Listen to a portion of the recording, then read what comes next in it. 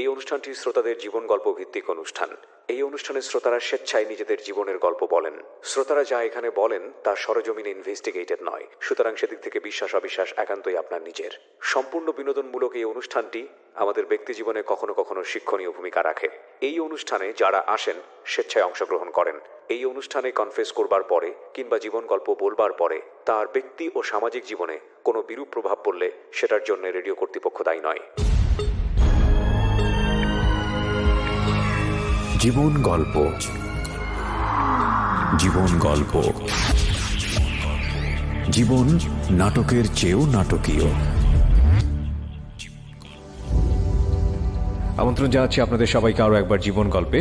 আমি আরজি কিবরিয়া আপনার সঙ্গে রয়েছি এবং আজকে জীবন গল্পে আরও একজন গেস্ট আমার সঙ্গে রয়েছেন। জীবন গল্পের আজকের এই পর্বে এক অদ্ভুত রকমের প্রেমের গল্প আপনাদের সামনে উপস্থাপন হবে। প্রতিটা গল্পই আসলে আমাদেরকে একটা জিনিসই শিক্ষা দেয়, জীবন অনেক বেশি নাটকের চেয়ে নাটকীয়। কে রয়েছেন আমার সঙ্গে শুরুতে একটু পরিচিত হই, তারপর মাঝখানে অনুষ্ঠানের যে ইনিশিয়ালসগুলো রয়েছে, অনুষ্ঠানের যে প্রয়োজনীয় বিষয়গুলো রয়েছে সেগুলো নিয়ে আমরা কথা বলবো। জি, আপনার নাম, পরিচয়? আমার নাম রিয়ান আহমেদ জসিম। আমার দেশের বাড়ি চাঁদপুরে, হেমচরে। তো আমি ছোটবেলা থেকে বড় হয়েছি গাজীপুরে। বড় হয়েছেন, আচ্ছা, ওকে। জীবন গল্প অনুষ্ঠানটা আপনি শোনেন নিশ্চয়ই, নইলে তো আপনি এখানে বলতে। অনেক জীবন গল্প অনুষ্ঠানও আমার লাইফে কিছুটা প্রভাব ফেলছে শোনার বিষয় নিয়ে। কি ধরনের নেগেটিভ কোনো প্রভাব ফেলছে? নেগেটিভ প্রভাব ফেলতে, যেমন আমি কখনো সরাসরি লাইভ শো গুলো শুনি না, আমি ইউটিউব থেকে সবসময় শুনি এবং দিনে 4 থেকে 5টা গল্প শোনারও আমার আছে। মানে একটা না? একটা না। এমনকি আমি এটার জন্য মানে মাথায় প্রচন্ড ঘুরাইতো, তারপর কান ব্যথা করতো। তার পরবর্তীতে আমি বক্স কিনা ব্লুটুথ সিস্টেম মোবাইল থেকে এভাবে শুনছি, কিন্তু এটা নিয়েও আমার একটা প্রবস্থা। আমি সারাদিন এগুলো নিয়ে মানে খুব ভালো লাগে আর কি। আর আপনি একাই শুনতেন নাকি আরো অনেক লোকজনকে শোনাতেন বা কেউ শুনতো? একাই শুনতাম, কিন্তু একটা গল্প বকা টকা দিয়েছে কখনো এইসব গল্প শোনার জন্য? ফ্যামিলি বকা দিব? আমি তো দোকানে এমন একটা পজিশনে, আমাকে বকা দেওয়ার কারো একমাত্র মালিক ছাড়া কোনো ই নেই। তারপর সবাই আর কি আমাকে নিয়ে একটু দুষ্টামি ফাজলামি করতো যে এগুলো শুনে কি লাভ। সারাদিন শুনতেন? সারাদিন। ওকে, ইউটিউবের কথা যেহেতু আসলো, প্রিয় শ্রোতা, আমাদের ঢাকা এফএম এর ইউটিউব চ্যানেল আছে জীবন গল্প এবং সিক্রেটস অনুষ্ঠানের। আপনারা ওখান থেকে আমাদের পুরো অনুষ্ঠানগুলো ডাউনলোড করতে পারবেন। যাবতীয় অনুষ্ঠান মানে এখন পর্যন্ত যতগুলো এপিসোড হয়েছে সেগুলো ডাউনলোড করতে পারবেন, শুনতে পারবেন ওখান থেকে। আমাদের ইউটিউবের চ্যানেলটা জানা আছে আপনার? www.youtube.com/dfm904। হ্যাঁ, www.youtube.com/dfm904। ওখানে গিয়ে অবশ্যই আপনারা সাবস্ক্রাইব বাটনে ক্লিক করবেন এবং নোটিফিকেশনটা অন করে দেবেন। তাহলে নতুন পর্ব ওখানে আপলোড করার সঙ্গে সঙ্গে আপনার মোবাইলে নোটিফিকেশন চলে যাবে এবং আপনি সবার আগেই শুনতে পারবেন ওখান থেকে, যদি আপনার নোটিফিকেশন অন করা থাকে। তো কি যেন নামটা বলছিলেন? জসিম। জি, আচ্ছা। তো জসিম, যেহেতু আপনি জীবন গল্প শোনেন, আপনি নিশ্চয়ই জানেন কিভাবে এখানে জীবন গল্প বলতে হয়। বলুন, শুরু। তার আগে আমি একটু প্লাস করে নিই। জি। যে জীবন গল্প আসলে 3টা গল্প আমার জীবনে এখনো আমার মনে আছে, যে আমি তো শুনি। আচ্ছা। একটা গাজীপুরের যেহেতু যে ক্যান্সার এফেক্ট লাভ স্টোরি, জি, ইমন তীব্রতা, গল্পটা আমি শুনে অনেক মানে চোখের জল পড়ছে অনেক। তারপরে এই গল্পটা শুনে আমি মনে করেন অনেক লোকের এটার প্রতি আরো আগ্রহ বাড়াইছি। আচ্ছা। আর হাসছি আপনার এই নতুন স্টেশনে রিক্তা নামের একটা মেয়ের গল্প ছিল, ওই যে উনি বোর্ডে শালিরে ব্ল্যাকমেল করে আর কি করছে।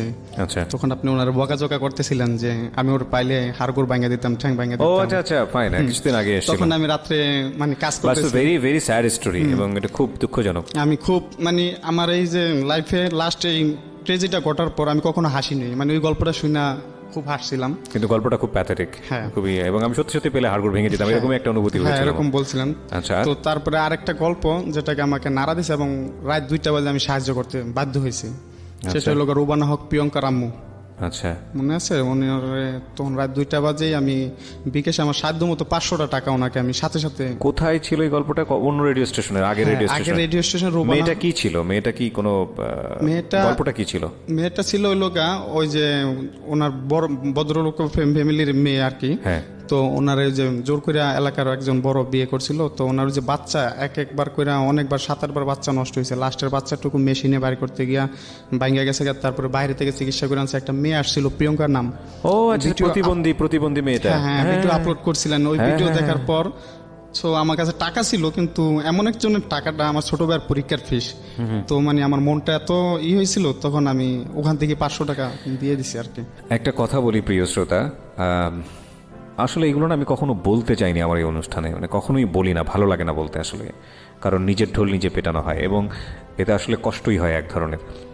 এই যে জীবন গল্প কিংবা আগের রেডিও স্টেশনে যে অনুষ্ঠানটা আমি করতাম, এগুলোর তো আসলে কন্টেন্ট সেম, মানুষ লাইফের স্টোরি বলেন, with the name of almighty Allah. আমি এখন পর্যন্ত এই অনুষ্ঠানের মাধ্যমে কত মানুষকে যে সাহায্য করতে পেরেছি আপনাদের সহযোগিতায়, এবং এই সাহায্য অনেক সময় তারা যেই প্রবলেমটা নিয়ে আসেন সেই প্রবলেম সলভ হয়েও আরও বেশি হয়ে যায়, আবার কোনো কোনো সময় আসলে এই সাহায্য কিছুই না তাদের প্রবলেমের জায়গাটিতে। কিন্তু কত মানুষ যে সাহায্য পেয়েছেন এই অনুষ্ঠানের কল্যাণে, এটা নিঃসন্দেহে সৃষ্টিকর্তার কাছে কৃতজ্ঞতা আমরা জানাই। এবং আপনি চিন্তা করতে পারবেন না, এই যে ভদ্রলোক যিনি বললেন জসিম, যে ওটা অন্যের টাকা আমি বিকাশ করে পাঠিয়েছিলাম, এরকম কত মানে হৃদয়বান মানুষ যে তাদেরকে সাহায্য করেন। কিছুদিন আগে একটা গল্প এসেছিল, যদি আপনার শোনা থাকে, সিলেটের এক ভদ্র ফ্যামিলি রেপ হয়েছে। আমি এটা অ্যানাউন্স করার পর না, তার বিয়ে শাদী হয়েছে কিনা আমি এখনও আপডেটেড না, আমি খোঁজখবর রাখছি। আপডেট হওয়ার পর যেই সাহায্য এসছে তা দিয়ে মোটামুটি তারা সচ্ছল হয়ে যেতে পারবে। হ্যাঁ, তো এটা আসলে কত বড় দোয়া না, মানে প্রত্যেকেই কিন্তু প্রত্যেকের জায়গা থেকে একটা পার্টিসিপেট করলো, এবং এটা কিন্তু জীবনে অনেক বড় হয়ে রিটার্ন আসে। তো যাই হোক, আজকের অনুষ্ঠানটা একটু অন্যভাবে শুরু হলো, ভালো লাগলো আপনার কথা শুনে। আপনারা পাশে আছেন বলেই এই অনুষ্ঠানটি এত সুন্দর, এই অনুষ্ঠানটি এতদিন পর্যন্ত চলেছে এবং এটা আরও সামনের দিকে যাবে ইনশাল্লাহ। আর এই অনুষ্ঠানে যদি আপনারা অংশগ্রহণ করতে চান, প্লিজ আমাদেরকে ফোন করবেন। আমাদের ফোন নাম্বারটি হচ্ছে 09611904 আমি আবারও বলছি 09611904। হ্যাঁ, তো জসিম শুরু করুন একেবারে ছোটবেলা থেকে, যেখান থেকে মনে পড়ে। আমরা ফ্যামিলিতে বাবা মা আছে, আমরা 2 ভাই 2 বোন। তো ছোটবেলা আমার যতটুকু মনে আছে, আমি 1 থেকে 3 পর্যন্ত ব্র্যাক স্কুলে লেখাপড়া করছি, গ্রাম অঞ্চলে যে ব্র্যাক। বাবা কি করতেন? আমার বাবা কৃষি কাজ করতে, আর আমাদের রিভার কান্ট্রি এলাকা, তো ওখানে আপনার মাছ ধরা হয়। আচ্ছা, তো মাছও ধরতেন? 6 মাস মাছ ধরতেন, 6 মাস উপরে কৃষি কাজ করতেন। আচ্ছা, ওকে, ঠিক আছে। তো লেখাপড়া একটু ভালোই ছিলাম। 3 থেকে ওখান থেকে 4-এ ওঠার পর 4-এ 5-এ প্রাইমারি স্কুলে কাটাইছি। তো আমার কি আবার একটা কি, আমি পড়া একবার দেখলেই মানে মুখস্থ হয়ে যায়। আচ্ছা, তো এদিক থেকে আমাদের প্রধান শিক্ষকের সাপোর্ট পাইতাম আর কি। উনি আমারে খুব অন্য চোখে দেখতেন। 4-এ যখন বার্ষিক পরীক্ষা দিলাম, তো আমরা যখন 3-4 জন একসাথে স্কুলে যাই, তো পরীক্ষার সময় দেখলাম যে ওরা আমার যা দেখে লাগছে আর কি করছে। কিন্তু তখন আমি পরীক্ষা দিয়ে ঢাকা যাই বেড়াইতে যাওয়ার পর আয়সা শুনি ওরা সবাই পাস করছে, আমি ফেল গেছি। তো আমি খুব কান্নাকাটি যে না, এটা কিভাবে সম্ভব যে আপনার দেখে লিখে পাস করে ফেললো আর আপনি ফেল করে ফেললেন। পরের বাদে আমি খুব কান্নাকাটি, আমি লেখাপড়া করবো না এই সেই। তো মা বলতেছে আগে স্কুলে যাও, স্কুলে যা দেখো যে কি হয়েছে। পরে স্কুলে যা দেখি যে না, আমি ফেল করি নাই, আমি পাসই করছি। এটা একটা গুজব ছিল। আচ্ছা, 6-এ যখন ভর্তি হই, 6-এ ভর্তি হলে আমার তো আর লেখাপড়ার মন বসে না, মানে বাড়ির পাশে স্কুল, ভালো লাগে না। এই তো এলাকায় ঘোরাঘুরি করি করি এরকম নিয়া। তো আমাদের আবার একটা ইসলামিক স্যার ছিল, তো উনি নামাজ না পড়লে সবাই মারতো আর কি। তো আমি ওই দিন নামাজ না পড়ে মিথ্যা কথা বলছি যে হ্যাঁ স্যার আমি পড়ছি। তো পিছন থেকে আমার ফুয়াতো ভাই ছিল রাজা, ও বলতেছে যে না স্যার ও পড়ে না। তো স্যার আমার মারলো, মারার পর আমি বললাম যে আমি আর স্কুলে যাবো না। তারপরে মা বলতেছে তো স্কুলে যখন যাবি না, তাহলে আমাদের কাজ করেই খাওয়া, তোর বসায় তো আর আমি খাওয়াবো না, তোর বাপে গালাগালি করে এই করে। তখন আমার ফুয়াতো ভাই থাকে ধানমন্ডি জিগাতলা, ওনার সাথে যোগাযোগ কইরা তো এখানে পাঠাইলো। বয়স কত ওই সময়টাতে আপনার? ওই সময় আমার 11 কি বা 12 হবে। আচ্ছা, তো ঢাকা শহরে আসলেন কাজের জন্য? হ্যাঁ, লেখাপড়া ছেড়ে দিলেন? লেখাপড়া ছেড়ে দিয়েছি। কাজ কি ছিল আপনার? কোথায় আসলেন? বাড়ি থেকে আসার পর যেখানে চাকরি নিয়েছি, ওনার এত ভালো লোক যে আমারে, ওনার কোনো ছোট ভাইটাই কিছু নাই, ওনার আব্বা আম্মা আর ওনার 2 ভাই, এক ভাই বিয়ে করছে আর আমি যা চাকরি উনি বিয়ে করেন না। তো ওনাদের সাথে ফ্যামিলি, জয়েন্ট ফ্যামিলির মতো একবার থাকতেছি। ওনারা আমার কখনো বাড়িতে মেহমান আসলে যদি জিজ্ঞাসা করছে যে উনি ওকে, বা এসে বলছে যে আমার ছোট ছেলে, কোনো সময় বলে না যে ও আমাদের দোকানে কাজ করে বা ওরকম কি, একবারে। কিন্তু ওনার আদর ভালোবাসা পায়, আমি আর বাড়িতে যাই না। বছর পর 1 বছরে একবার বাড়িতে যাই আর কি। এইভাবে ওখানে। কোথায় এটা? ঢাকাতে? এটা গাজীপুরে। ওকে, গাজীপুর। তো আমাদের দোকানে একটা কাস্টমার ছিল যে উনি রং মিস্ত্রি, ওনার সাথে আমার খুব ভালো পরিচয়। উনি আমার বাইকনা বইলা ডাকতো, তারপরে ওনার মামা বইলা ডাকতাম। তো একদিন এখানে প্রায় 5 বছর চলে গেছে দোকানদারি করতেছি এরকম। জি।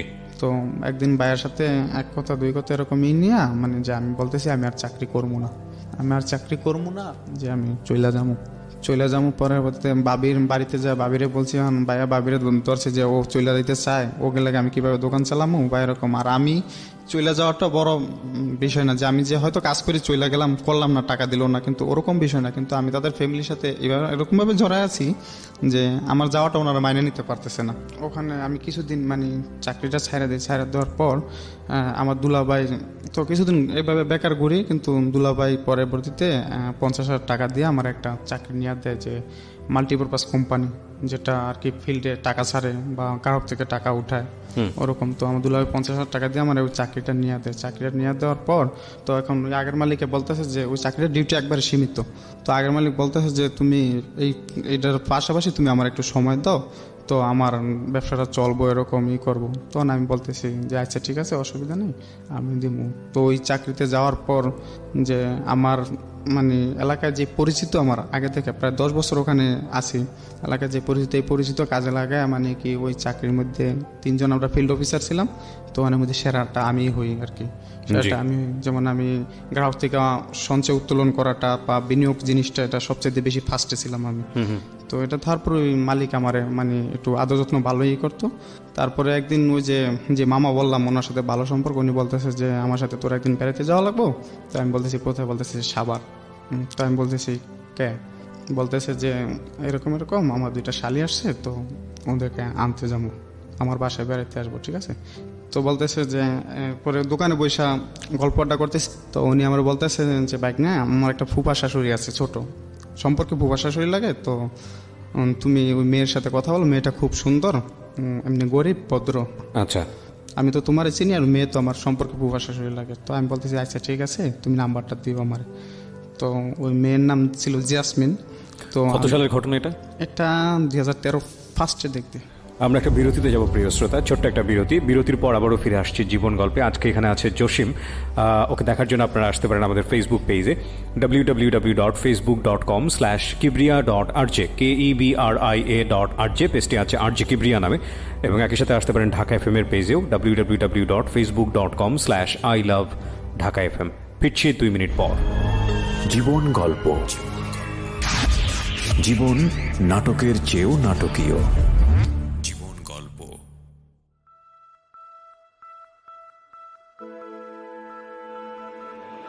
লাভ, hate, challenge, motivation, lies, truth, impossible, virtue, morality, something beyond entertainment. Welcome to my stage of reality. Stay tuned. Sunday and Wednesday with me RJ Kibria, only on Dhaka FM 90.4. জীবন গল্প। জীবন নাটকের চেয়েও নাটকীয়। জীবন গল্প। স্বাগত আরও একবার, শুনছেন জীবন গল্প ঢাকা FM 90.4-এ। আমি RJ কিবরিয়া রয়েছে আপনার সঙ্গে, এবং জীবন গল্প নিয়ে আজকে এখানে আছে জসিম। আমরা কথা না বাড়িয়ে জসিমের কাছে আবারও ফিরছি। জি, যেখানটায় ছিলাম। তারপর মামা নাম্বারটা দেওয়ার পরে ওই মেয়ের সাথে আমি কথা বলি, প্রায় 1 সপ্তাহ কথা বলি। বলার পর ওই মেয়েকে জিজ্ঞাসা করলাম যে তুমি লেখাপড়া করো না, একবার পারিবারিক সমস্যার কারণে লেখাপড়া করি না, তো এরকম তুমি কোথায় আছো? যে আমি বর্তমানে মোহাম্মদপুর আছি। তো এই আর কি যাই 1 সপ্তাহ আর কি, নতুন অবস্থায় যেরকম কথাবার্তা চলে ওরকম। তো মামা বলতেছে যে আমার ওই শালিরে আনতে যাবো, ও 2 জনের আনতে যাবো, তো আমার সাথে যাওয়া লাগবে। তো আমি যাওয়ার ইচ্ছা ছিল না। তো ওই দিন এক পর্যায়ে জোর করে নিয়ে গেছে, তো আমারে আর আমার চেরাতো ভাই জুয়েল, ওদের বাড়িতে 2 জন সাবান। মেয়েটার নাম কি ছিল? ও যার সাথে কথা বলছি তার নাম ছিল জেসমিন। জেসমিন। আচ্ছা, তো কার বাড়িতে নিচ্ছে? মেয়েটার বাড়িতে তো না, মেয়েটার বাড়ি না, এটা হলো মামার ফুফার শাশুড়ি। ও ঢাকা আসছে, আবার মামার 2টা শালি আসছে। আচ্ছা, শালি আসছে, ওরও মনে করেন ঢাকা আসছে সাভার। তো এই মেয়েটা আসছে মোহাম্মদপুর, আর ওরা আসছে সাভার। তো দুজনেরই আনা হবে ওনার বাড়িতে আর কি। কার বাড়িতে? এটা মামার বাড়িতে? মামার বাড়িতে। আচ্ছা, মানে জেসমিনকেও আনা হবে? জেসমিন তো আপনাকে ডেকেছে মামার বাড়িতে? তারপরে ওনার সাথে ওই দিন আমার যারা তবে জুয়েল আর আমাকে নিল আর কি। তো সাভার গেলাম। সাভার যাওয়ার পর বাসায় যাওয়ার পর দেখলাম যে ওনার 2টা শালি। তো বলতেছে যে ঢোকার পর যে বলতেছে দুলাভাই কেমন আছেন, এই সে বলতে ওরা জানতে পারি যে ওদের একটা নাম মুন্নি, আর বাসায় আরও লোকজন আছে। তো পরিচয় হইলাম, সবাই সবার সাথে পরিচয় হয়, খাওয়া দাওয়া সালামি করলাম। আসলে যে ওই দিন গেছি, যাওয়ার পর মানে ওদের দেখার পর এরকম একটা ফিল বা ওরকম কিছু, ওরকম মনের মধ্যে কোনো কিছু ছিল না। স্বাভাবিকভাবে যেভাবে চলাফেরা ওইভাবে করতেছি। পর আমরা গাজীপুরে আসলাম। গাজীপুরে আসার পর এখন বাসায় ওদের রায়কা টেকা তো আমরা চলে আইছি। ওই দিন রাত 9টা বাজে গেছে আসার পর। চলে আসার পর এখন সকালবেলা দেখা করতে গেলাম। দেখা করতে যাওয়ার পর আসলে কি ওই যে এক জায়গায় কথাবার্তা বলতে বলতে যেরকমই হয়, ওই মেয়েটার সাথে একটু বেশি কথা বলা প্রয়োজন। কোন মেয়েটা? আর মুন্নিটা একটু মোটা কাটা ছিল, ওই ছিল। ওরা যেহেতু আমার মামার শালী, সেহেতু ওরা আমার ও মামা বলে ডাকছে, ঠিক আছে। তো মামা বলে ডাকতেছে, তো ওরা বলতেছে যে মামা ঘুরতে যাবো, আমাদের ঘুরতে নিয়ে যাওয়া হবে, আপনাদের এলাকায় আসছি এরকম। তো আমি বলতেছি যে কোথায় যাইবা? তো দেখো ওরা আবার একটা মামার একটা শালা ছিল আলামিন, তো আলামিনে বলতেছে যে ওনারা বলি যে আমাদের যাতে ঘুরতে নিয়ে যায়। কোথায় এরকম স্পেস পাই না, যে আবার এলাকার কন্ডিশনও বেশি ভালো না, যে নিয়ে যদি কোনো অসুবিধা হয়। তো লাস্ট পর্যন্ত ওই যে আমার মাল্টিপারপাস অফিসে নিয়ে গেলাম ওদেরকে বিকালবেলা। জি। অফিসে নিয়ে গিয়ে তো ওখানে ভালো পরিবেশ আর কি থাকার মতো। তো ওখানে ওদের সবাই নিয়ে গেলাম। তো আমরা সবাই অফিসে যাওয়ার পর তো আমার অফিস স্টাফ সবাই আমার জন্য মানে অফিসটা ক্লিয়ার করে দিছে যে আমার গেস্ট আছে, তাদেরকে আমি আপ্যায়ন করবো, এই করবো। পাসপোর্টের দোকান থেকে এরকম সব কিছু আনার পর আমরা সবাই একসাথে খাওয়া দাওয়া করতেছি। তো রিক্তা আমার পাশে বসছে, আমার যে বসার টেবিলটা ওইটার পাশে রিক্তা বসছে, আর ওই পাশে মুন্নি আলামিন জুয়েল বসছে। বসার পর এক পর্যায়ে সবাই দুষ্টামি করে খাইতেছে, তো থেকে বার্গারটা মানে মাটিতে পড়ে যায়। পড়ে যাওয়ার পর আমি উঠাইতে যাই, ও উঠাইতে যায়। এক পর্যায়ে মানে ওর চুলগুলো আমার এখানে লাগে আর কি, চোখে মুখে লাগে। আসলে ওই অনুভূতিটাই আমার জীবনে কাল হয়ে দাঁড়াইছে, ঠিক আছে। তখন ওরে মানে আমার খুব একটা এরকম যে ভালো লাগে আর কি, এরকম একটা লাগে। তো ওরে যাইতে যাইতে পাশে পাশে অনেক বলি যে তোমার না আমার খুব ভালো লাগে এসে। পরে ও কোনো পাত্তা দেন এরকম করে না, যে বাপে দুষ্টামি করে বলি করি। তো বাসায় যাওয়ার পর ওরে আমি বলি দেখো তুমি তো আমার মামা ডাকছো, তো এরকমটা আমাদের তো কোনো সম্পর্ক আগে থেকে নাই, ঠিক আছে, কিন্তু তোমার আমার খুব ভালো লাগে, চলো না আমরা সম্পর্কটা পাল্টায়, ঠিক আছে, আমি তোমার সাথে সম্পর্ক করবো। পরেও আমার ইডিয়েট বলে একটা বকা দেয় মতন। আমি রাগ করে ওখান থেকে চলে আসার পর দেখে আমার নাম্বার অনেকগুলো ফোন দেয়, আমি ফোন ধরি না। পরে একটা মেসেজ আসে যে যেখানে লেখা ছিল আই এম সরি, আসলে আমি এই কথা বলতে চাইনি। পরের বাদে আমি ফোনটা রিসিভ করি, বলতেছি যা সরি যখন বলছো তাহলে সমস্যা নেই, আমি কথা বলি। বলতেছে যে আপনি আসবেন না এখন? আমি বলতেছি না, এখন অনেক রাত হয়ে গেছে, কালকে সকালবেলা আবার আসবো। পরে সকালবেলা যা দেখা করি মানে আমি একটু পাশ কাটাই চলি আর কি, যেহেতু আমার একটা বকা দিছে, এটি মনের মধ্যে একটা জিদও কাজ করতেছে যে আমি ওর সাথে প্রেম করবো এরকম। আর এদিক দিয়ে মামা বলতেছে, মামার ফুফা শাশুড়ি যে জ্যাসমিনের কথা, ঠিক আছে। তো আমি জ্যাসমিনের কথা বাদই দিয়ে দিছি যে আমি ওর সাথে আর কথা বলবো না, আমি ওর সাথে কথা বলবো। তো ওরা 2 দিন থাকলো, থাকার পর এখন যাবার পালা। এখন মামা ব্যবসা বাণিজ্য নিয়ে বিজি, তো উনি যাইতে পারবো না। তো আমার বলতেছে যে জসিম নিয়ে দিয়ে বহনে। তো আমি রাজি ছিলাম না, কিন্তু পরবর্তীতে বাধ্য হই আর কি যাওয়া লাগে। তো ওই দিন তাড়াতাড়ি অফিসের কাজগুলো সাইরা ওদের নিয়ে বাইর হই, মামার শালা আলামিন আর আমি যাই আর কি। তো যাইতে যাইতে আমি এইটুকুই বলি যে যাইতে পারি, বাসে উঠে বলি কি যাইতে পারি এক শর্তে, যে আমার সাথে সম্পর্ক করতে হবো, রাজি হইতে হবো, কোনোদিনও সম্ভব না। পরে আমি বলতেছি কে সম্ভব না, তুমি কেন করবো না, ঠিক আছে করতে হইব, ঠিক আছে, নয়তো আমি নাইমা যাবো বাস থেকে, তখন একা একা যাইতে পারবো না। তখন বলতেছে আগে আপনি যান, আপনি আপনার দাওয়াত দিলাম, আমাদের দেশের বাড়িতে যান, আমাদের বাড়িঘর দেখেন, আমাদের অ্যাবিলিটি দেখেন, তারপরে আপনি আমি কিছু দেখা লাগবো না, আমি তো তোমারও দেখছি, তো ওইটাই হইব। পরে বলতেছে যে আচ্ছা ঠিক আছে অসুবিধা নাই। পরবর্তীতে আমি ওই যে চান্দুরা পর্যন্ত যাওয়ার পর্যন্ত ওর টাইম দিয়েছিলাম যে এর মধ্যে তোমার রাজি হইতে হইব, নয়তো কিন্তু আমি বাস থেকে নামে যাবো, পরবর্তী একা যাইতে পারবো না। পরবর্তীতে ও এমনিতেই বলে যে হ্যাঁ অসুবিধা নেই, আপনি কথা বললেন। তারপরে আমি বাসায় দাঁড়ান, আপনি মেয়েটাকে নিয়ে কোথাও পৌঁছে দিচ্ছেন? হ্যাঁ, শুধু মেয়েটাকে নিয়ে? মেয়েটা ওরা 2 বোন আর আলামিন আর আমি, মানে আমরা 4 জন টোটালে। টোটাল 4 জন যাচ্ছেন। তো জেসমিনের মধ্যে আর আসলো না? না, জেসমিনের মধ্যে আর আসলো না। Okay fine. পরবর্তীতে ও বাসায় যা পৌঁছানোর পর ওরা আমাদের জন্য আপ্যায়নের ব্যবস্থা করতেছে। তো এর ফাঁকে আমি ওরা বলতেছি সময় খুব কম, আমি কিন্তু চলে যাবো, তো আমার তোমার যে কোনো একটা কিছু বলতে হবে, হয়তো হ্যাঁ হয়তো না। ও কিছুই বলে না। তারপরে আমি বলি দেখো আমার যে কোনো একটা জিনিস জানাও। ও তারপরে ও শুধু একটা কথা বলে আগে আপনি আমাদের বাড়িতে যান, তারপরে দেখা যাক, আপনার দাওয়াত দিলাম, আপনি আমাদের বাড়িতে যান। তারপরে আমি বলতেছি যে তোমার কাছ থেকে একটা কিছু স্মৃতি আমার দিয়ে যাও, যাতে আমি এটা রাখি। আর তোমার কাছে একটা রিকোয়েস্ট, আজ থেকে 7 দিন পর্যন্ত তুমি আমার সাথে কথা বলবে, এতে আমাদের সাথে যত ঝগড়াঝাটি যাই হোক, কিন্তু তুমি আমার সাথে কথা বলা বাদ দেবে না। এই 7 দিন পর রেজাল্টটা আমারটা আমি নিবো, হ্যাঁ। তো ও বলতেছে আচ্ছা ঠিক আছে, ও ওয়াদা করলো, প্রমিস করলো। তারপরে ওর হাতে দেখে আংটি, তো আমি একটা আংটি নিয়ে নিলাম, বললাম যে আমার এই আংটিটা আমি, তোমার আংটিটা আমি রেখে দিলাম, এটা তোমার স্মৃতি হিসাবে আমার কাছে থাকবে। তো মুন্নি বলতেছে যে দেখেন আংটির প্রেম কিন্তু থাকে না, আংটির প্রেম কিন্তু ভাঙা যায়, আমাদের এরকম বান্ধবীদের অনেক আংটি নিয়ে প্রেম হয়েছিল, তো এগুলো কিন্তু থাকে না। তো আমি বলছি এগুলো আমি বিশ্বাস করি না, ঠিক আছে।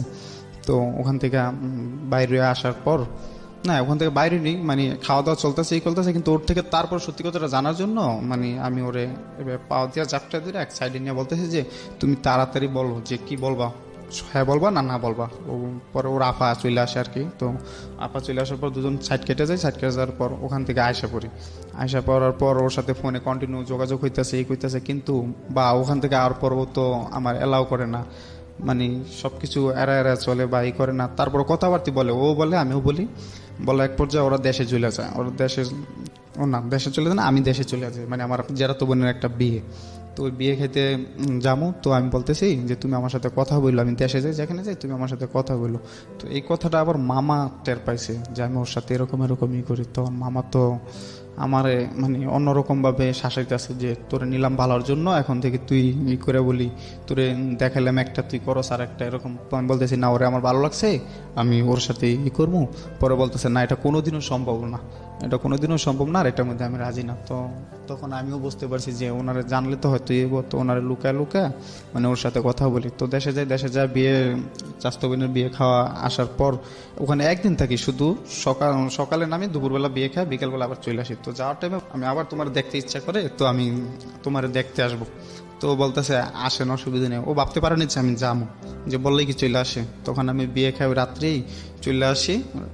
আমাদের তো লঞ্চে আসা লাগে, তো রাতকে লঞ্চে চলে আসার পর সকাল ভোরবেলা আমি ঢাকায় পৌঁছাই। ঢাকায় পৌঁছার পর ওদের এখানে যা ওরা ভোরবেলা ফোন দিতেছি যে আমি কিন্তু চলে আসি সত্যি সত্যি। ও বলে যে আপনি বারবার এত ফোন দিয়েই করেন, কে বলছি না আসলে আসেন।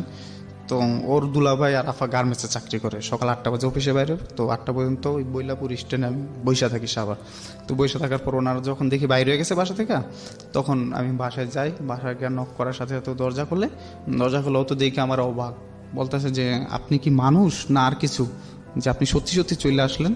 পরে আমি বলতেছি দেখো আমি আমার ভালোবাসার জন্য সব কিছুই পারি, এটা আমার প্রথম পরীক্ষা। তখনও তো মেয়ে কথা দেয়নি আপনাকে যে আপনাকে লাভ করে? ওকে, তখনও কথা দেয়নি, ঠিক আছে। তখন ওরা দুজন হাসতে হাসতে শেষ, বাবা এ কোন আজব লোকের পাল্লায় পড়লাম, ঠিক আছে, একটু বলাতেই চলে আসলো।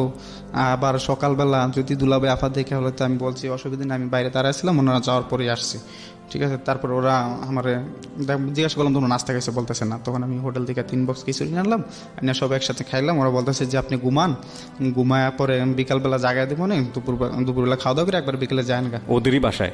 হ্যাঁ, ওর বোনের বাসায়, এটা ওর বোনের বাসায় ওরা বেড়াইতে আসছে, ওখানে ওরা বেড়াইতে আসছে। ওর বোন দুলাভাই তো গার্মেন্টসের জায়গা, আচ্ছা, তো বাসাটা খালি থাকে আর কি। আচ্ছা আচ্ছা, ওকে। তো আমি তো জানি যে ওর লাঞ্চে ওনারা আসবে বাসায়, তো এই জন্য আমি আর বেশি লেট করি না। তো রিক্তা বলতেছে আপনার জন্য নাস্তা বানিয়ে একটু গাজরের হালুয়া বানাই আমার খাওয়াটা বলে। আমি বল আমার ওদিন কাজ আছে, যে আমার আবার আইসা ওখানে কালেকশন করা লাগবে, দোকান লেখা লাগবে, তো আমারও একটু তাড়া ছিল। তো আমি ওখান থেকে চলে আসি।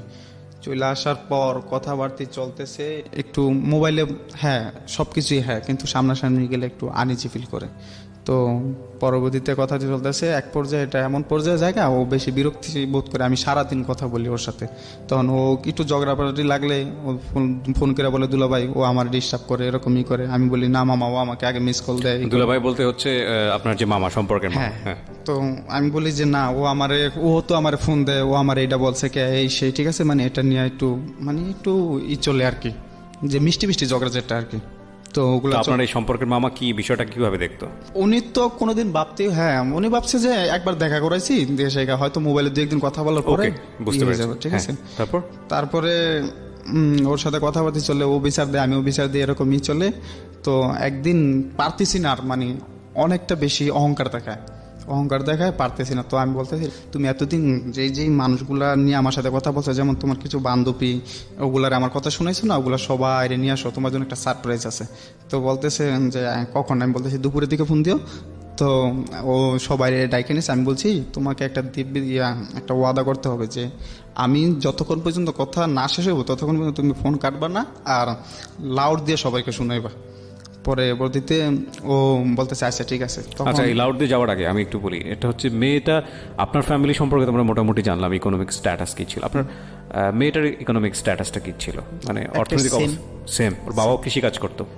ওকে, ঠিক আছে, তো লাউড দিয়ে শোনানো। হ্যাঁ, তো তার আউট দিয়ে শোনেন না, তো ওর যে বিরক্তিকর, মানে ও আমাকে কোনো পাত্তাই দিত না, মানে খুব অহংকার দেখা যেত। তখন আমি ইচ্ছারম বিশ্রী ভাষায় বকাবকি, তুই নিজেকে কি মনে করিস, আয়না কোনোদিন নিজের চেহারা দেখছিস? এই লাউড দিয়ে? হ্যাঁ, ওকে পান্তুপিতে নিয়ে করছে, তো আয়না কখনো নিজের চেহারা দেখছিস? ঠিক আছে, তুই যেদিন আমার ইডিয়েট বলে বকা দিচ্ছস সেদিনই আমি তোর পিছে লাগিয়ে আছি, ঠিক আছে, এই সেই করে এইভাবে এই করমু সেই করমু, ঠিক আছে, মানে বেশি বিশ্রী না, এভাবে যা একটু রেশারেশি। তখন ও মানে ফোনে আর কিছু বলে না, বলতেছি আর আপনি কি আর কিছু বলবেন? পরে আমি বলতেছি না, পরে রেখে দিই। পরে বিকালবেলা ওই আলামিন রে, ওর চাস্তো বাইরে ফোন দিই, ফোন দেওয়ার পর জিজ্ঞাসা করি যে কিরে দেখছস? কয় হ্যাঁ। আমি কি কীরকম দেখা যায়? কয় মুখ চোখ কালা, পুরো একবারে গোমরা দেখা যায়, যে কে কী জানি হয়েছে, ঠিক আছে। পরে বলি যে আমি এরকম এরকম বলছি, এই হয়েছে। তো বলার পরে এখন তো আমার ভিতরে খুব জ্বলতাছে, যাই হ্যাঁ আমি কী করলাম, মেয়েটারে এতগুলো বকাবাজি করলাম তো এখন তো ওর সাথে কথা না বললে আমারও ভালো লাগতেছে না। তো এক সপ্তাহ তো কোনো কথাবার্তা কিছু বলিনি, এক সপ্তাহ পর ফোন দিছি মতন, ও আমার বলতেছে কি আবার বকাবকি করবেন, করেন। পরে আমি বলতেছি না দেখো, আমি কোনো দিন বকাবাজি তো এরকম কোনো মেয়েরে করিনি, আসলে তোমার কাছে জিদ কন্ট্রোল করতে না পারে আমি তোমার কাছে, তাই তোমার কাছে ক্ষমা চাওয়ার জন্য ফোন দিছি। তো বলতেছে যে না, আপনি আরও যদি মন চায় তো আরও বলেন, ঠিক আছে, আমি কি তুমি আমার ক্ষমা করে দাও, ঠিক আছে। আমি কোনো দিন, তো ওই দিন আমি খুব কান্নাকাটি করি ওর কাছে, যে আমি আসলে কোনো দিন কোনো মেয়ের এরকমই করিনি। তো বলতেছে যে আচ্ছা ঠিক আছে, আপনি রাত্রে ফোন দিয়েন। পরবর্তীতে রাত্রে বাসায় যা ফোন দিই, ফোন দেওয়ার পর ওরে বলতেছে তুমি আমাকে ক্ষমা করে দাও, আমি কোনো দিন এরকমই করি নই, আসলে যা হয়ে গেছে হয়ে গেছে, তুমি আমার সাথে কথা বলো বা না বলো সেটা কোনো আমার কোনো না, কিন্তু তুমি আমার ক্ষমা করে দাও। তো ও বলতেছে ক্ষমা করতে পারি এক শর্তে। আমি বলতেছি কী শর্ত? পরে বলতেছে আমাকে ভালোবাসতে হবে। তো আমি বলছি না, এটা কোনো দিনও সম্ভব না, তোমার যদি কোনো প্রতিশোধ নেওয়ার ইচ্ছা থাকে তাহলে তুমি অন্যভাবে নাও, আমি মাইনে নেব। পরে বলতেছে না, আমি আপনাকে এক শর্তেই ক্ষমা করতে পারি, সেটা লোক আমাকে ভালোবাসতে হবে। আপনি তো তখন তাকে ভালোবাসেনি? হ্যাঁ, এটা তো আমি ভালোবাসি, মানে ভালো লাগে ওরে। আচ্ছা ঠিক আছে, আমরা এখানে একটা বিরতি নিচ্ছি প্রিয় শ্রোতা।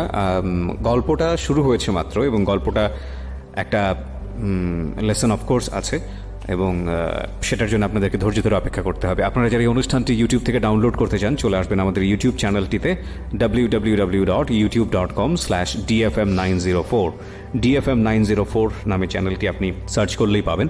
তো ওখানে গিয়ে আপনি সাবস্ক্রাইব করতে ভুলবেন না। এই ফাঁকে প্রিয় শ্রোতা, আপনাদের সবাইকে জানিয়ে রাখছি, ইতিমধ্যেই শুরু হয়েছে রেডিও আম্বার 102.4 FM আমার একটি নতুন শো, যে অনুষ্ঠানটির কথা হয়তো বা অনেকেই জানেন, মাইক্রোফোন টেস্টিং 1024, যেখানে বাংলাদেশের ছড়িয়ে ছিটিয়ে থাকা অসম্ভব প্রতিভাবান শিল্পী যারা আছেন, যারা কোথাও কোনো ফ্লোর পান না কিন্তু খুব ভালো গান, তাদের সুযোগ ঘটছে একটা অনুষ্ঠানে, একটা এপিসোডে নিজেকে প্রকাশ করবার। আপনি যদি খুব ভালো গান করেন এবং আপনি যদি মনে করেন এই অনুষ্ঠানটিতে আপনি অংশগ্রহণ করবেন, তাহলে এই নাম্বারটিতে ফোন দিতে হবে, এবং নাম্বারটিতে ফোন দিয়ে ফোন থেকে আপনি যে নির্দেশনা পাবেন সেই অনুসারে আপনি কাজটি করবেন। ফোন নাম্বারটি হচ্ছে 09611001024। আমি বাংলায় বলছি এবং ধীরে ধীরে বলছি, 096101001024। এই নাম্বারটিতে ফোন দিয়ে আপনি নির্দেশনা অনুসারে আপনি কাজটি করবেন। আর এমনও হতে পারে এই অনুষ্ঠানের মধ্য দিয়ে সারা বাংলাদেশ আপনাকে অন্যভাবে চিনবে। সো অপেক্ষা করছি আপনার কলের। জীবন গল্প, জীবন নাটকের চেয়েও নাটকীয়। জীবন গল্প।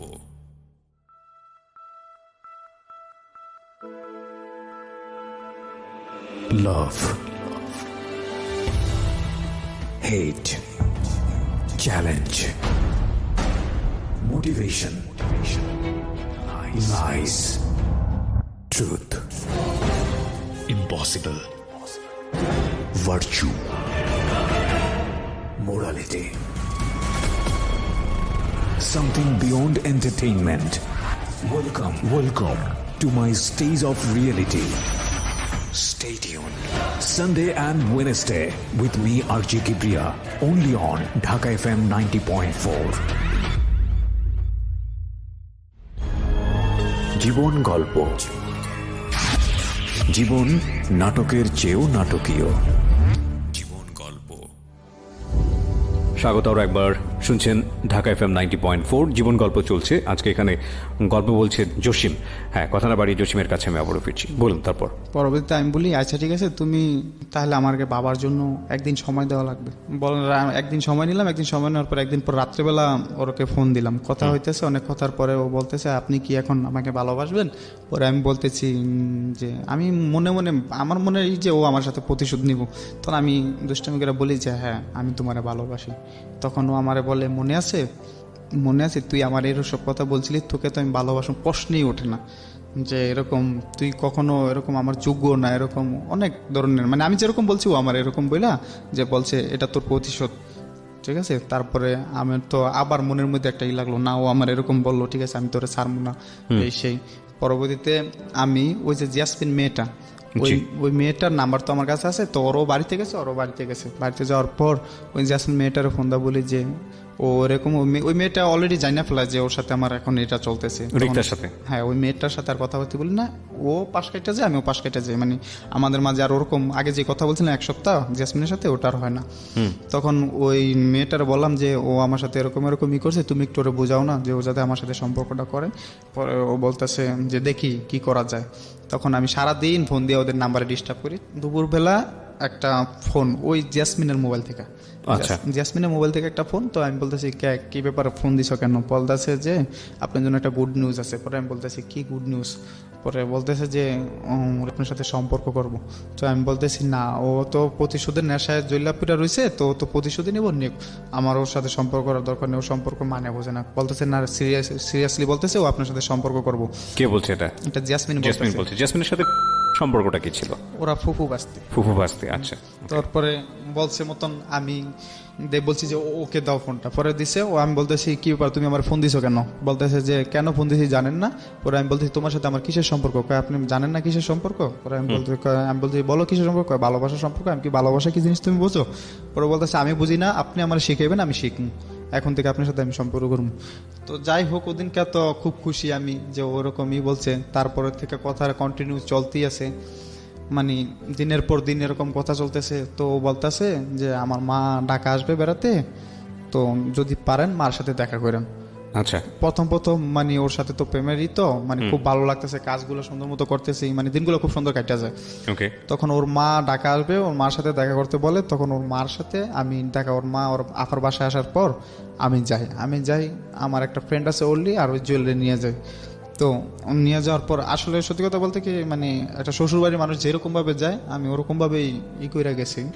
তারপরে উনিও মনে করেন যে আমার অ্যাকসেপ্ট করার পর কথাবার্তা হলো। তো উনি বলতেছে যে তুমি আমার মেয়ের সাথে সম্পর্ক করো, যদি কখনো আমার মেয়ের ভালো লাগে বিয়ে করতে চাও তাহলে তোমার গার্জিয়ান আনা লাগবে। আচ্ছা, তখন আমি বলতেছি যে আচ্ছা ঠিক আছে, সেটা আমার ফ্যামিলির ম্যানেজ করে আমি আনতে পারবো। পরবর্তীতে উনি বলছে মেয়ে কিন্তু কখনো তোমার হাতে একা তুলে দেবো না, আর একা যাবে না। পরবর্তীতে আমি বলছি ঠিক আছে। তো ওখান থেকে ওই দিন কথাবার্তা বলে চলে, মানে ওদের ফ্যামিলির সঙ্গেও আপনার কথাবার্তা হয়ে গেল? আচ্ছা, অলরেডি কথাবার্তা হয়ে গেছে। তারপরে ওর মা এরকম আশ্বাস দেওয়ার পর আমি ওখান থেকে আসার পর ওদের ফ্যামিলি সবার সাথে কথা হয়, ওর সাথেও কথাবার্তা হওয়ার এক পর্যায়ে কিছুদিন পর ও আবার ঢাকা আসবে বোনের বাসায়। ওর বোনের বাসায় আসার পর আমার সাথে দেখা করার ডেট হয় যে আমি ওখানে দেখা করতে যাব। তো ওর যাওয়ার আগে ওর বোনের অনুমতি নিলি যে আপা আমি কিন্তু আসতেছি আপনার বাসায়, ওর সাথে দেখা করবো। তো ওর বোন আমাকে একটা স্পেস দেয় যে জসিম তুমি আসার পর সকাল 8টার পর বাসায় ঢোকবা, যাতে তোমার দুলাভাই না দেখে।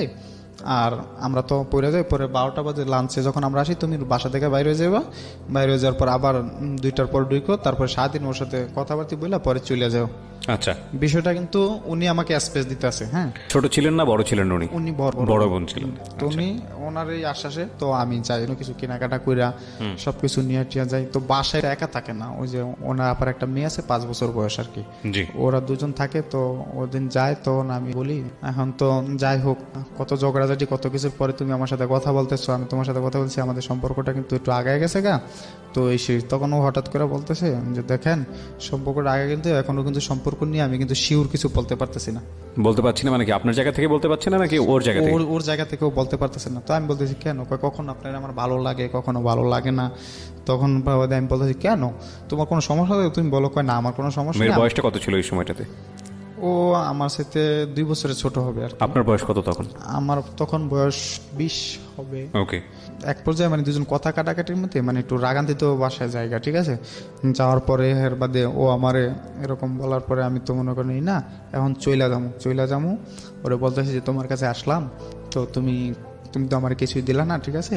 তো ওখানে আর কি রুমে তো একা থাকি, তো ওই বাচ্চাটা ঘুমায় রয়েছে, ঠিক আছে। তো আমি ওরে আর কি তখন ও বলতে যে লাইট অফ করেন এভাবে করে না, ঠিক আছে, আগে লাইট অফ করেন, ঠিক আছে। তখন ও আমি এরকমভাবে ওর সাথে করতেছি, আর এই পর্যায়ে ওই ফারিয়া জায়গা যায় ঘুম থেকে, জায়গা মানে আমাদের যদি আপত্তিকর অবস্থায় দেখার পরে ও মেয়েটা কান্নাকাটি করে, মানে দেখার পর মেয়েটা চিল্লাচিল্লি কান্নাকাটি করে, তখন ও আবার ভয় পায় আমার বলে, মেয়েটার বোঝানোর জন্য ও আমার বলে যে তুই এখান থেকে চলে যা, তুই আমার কাছে আসবি না, আর যদি আসস তো তুই আমার মরা মুখ দেখবি।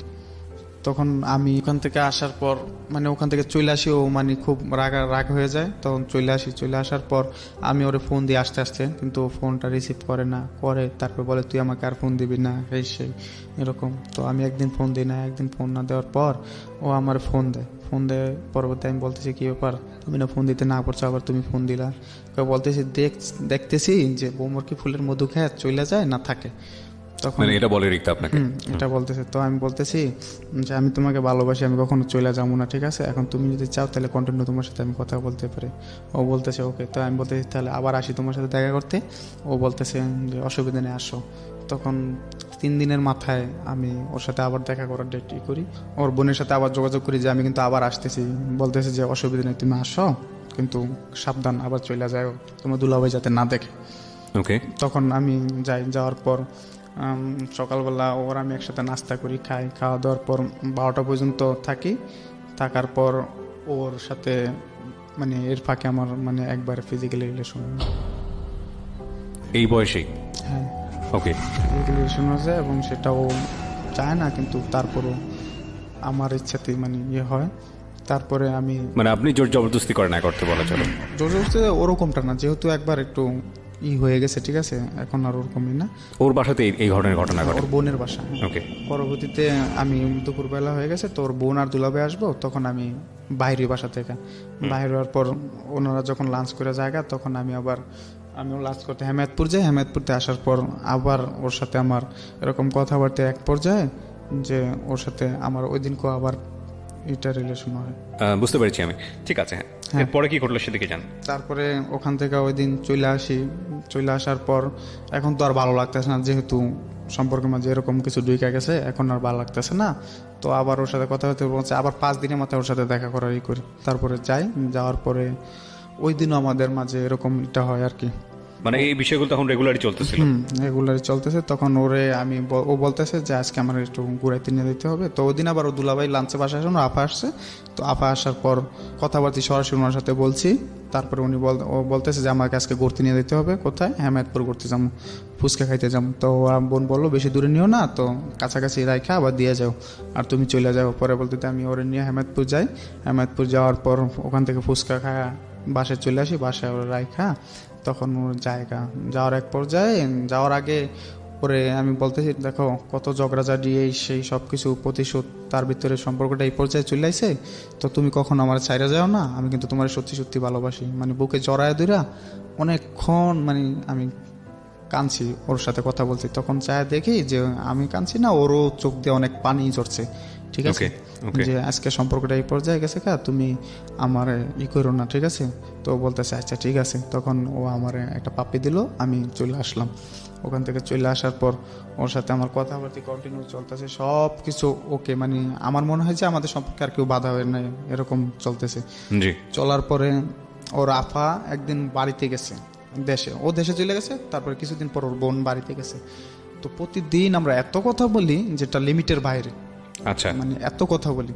তো একদিন ও সকালেতে ফোনটা ধরতেছে না, হয়তো বাড়িতে কোনো আয়োজন ছিল এরকমই। তো বিকালবেলা ফোন ধরতে, তো আমি বলতে কি কর তুমি ফোন ধরো না, কথা বললে কীভাবে থাকতেছে, ঠিক আছে সেই। তখন ও বলতেছে আমি বলছি আমি কেটা, আমি ওর বড় বোন, আমি শিউলি আপু।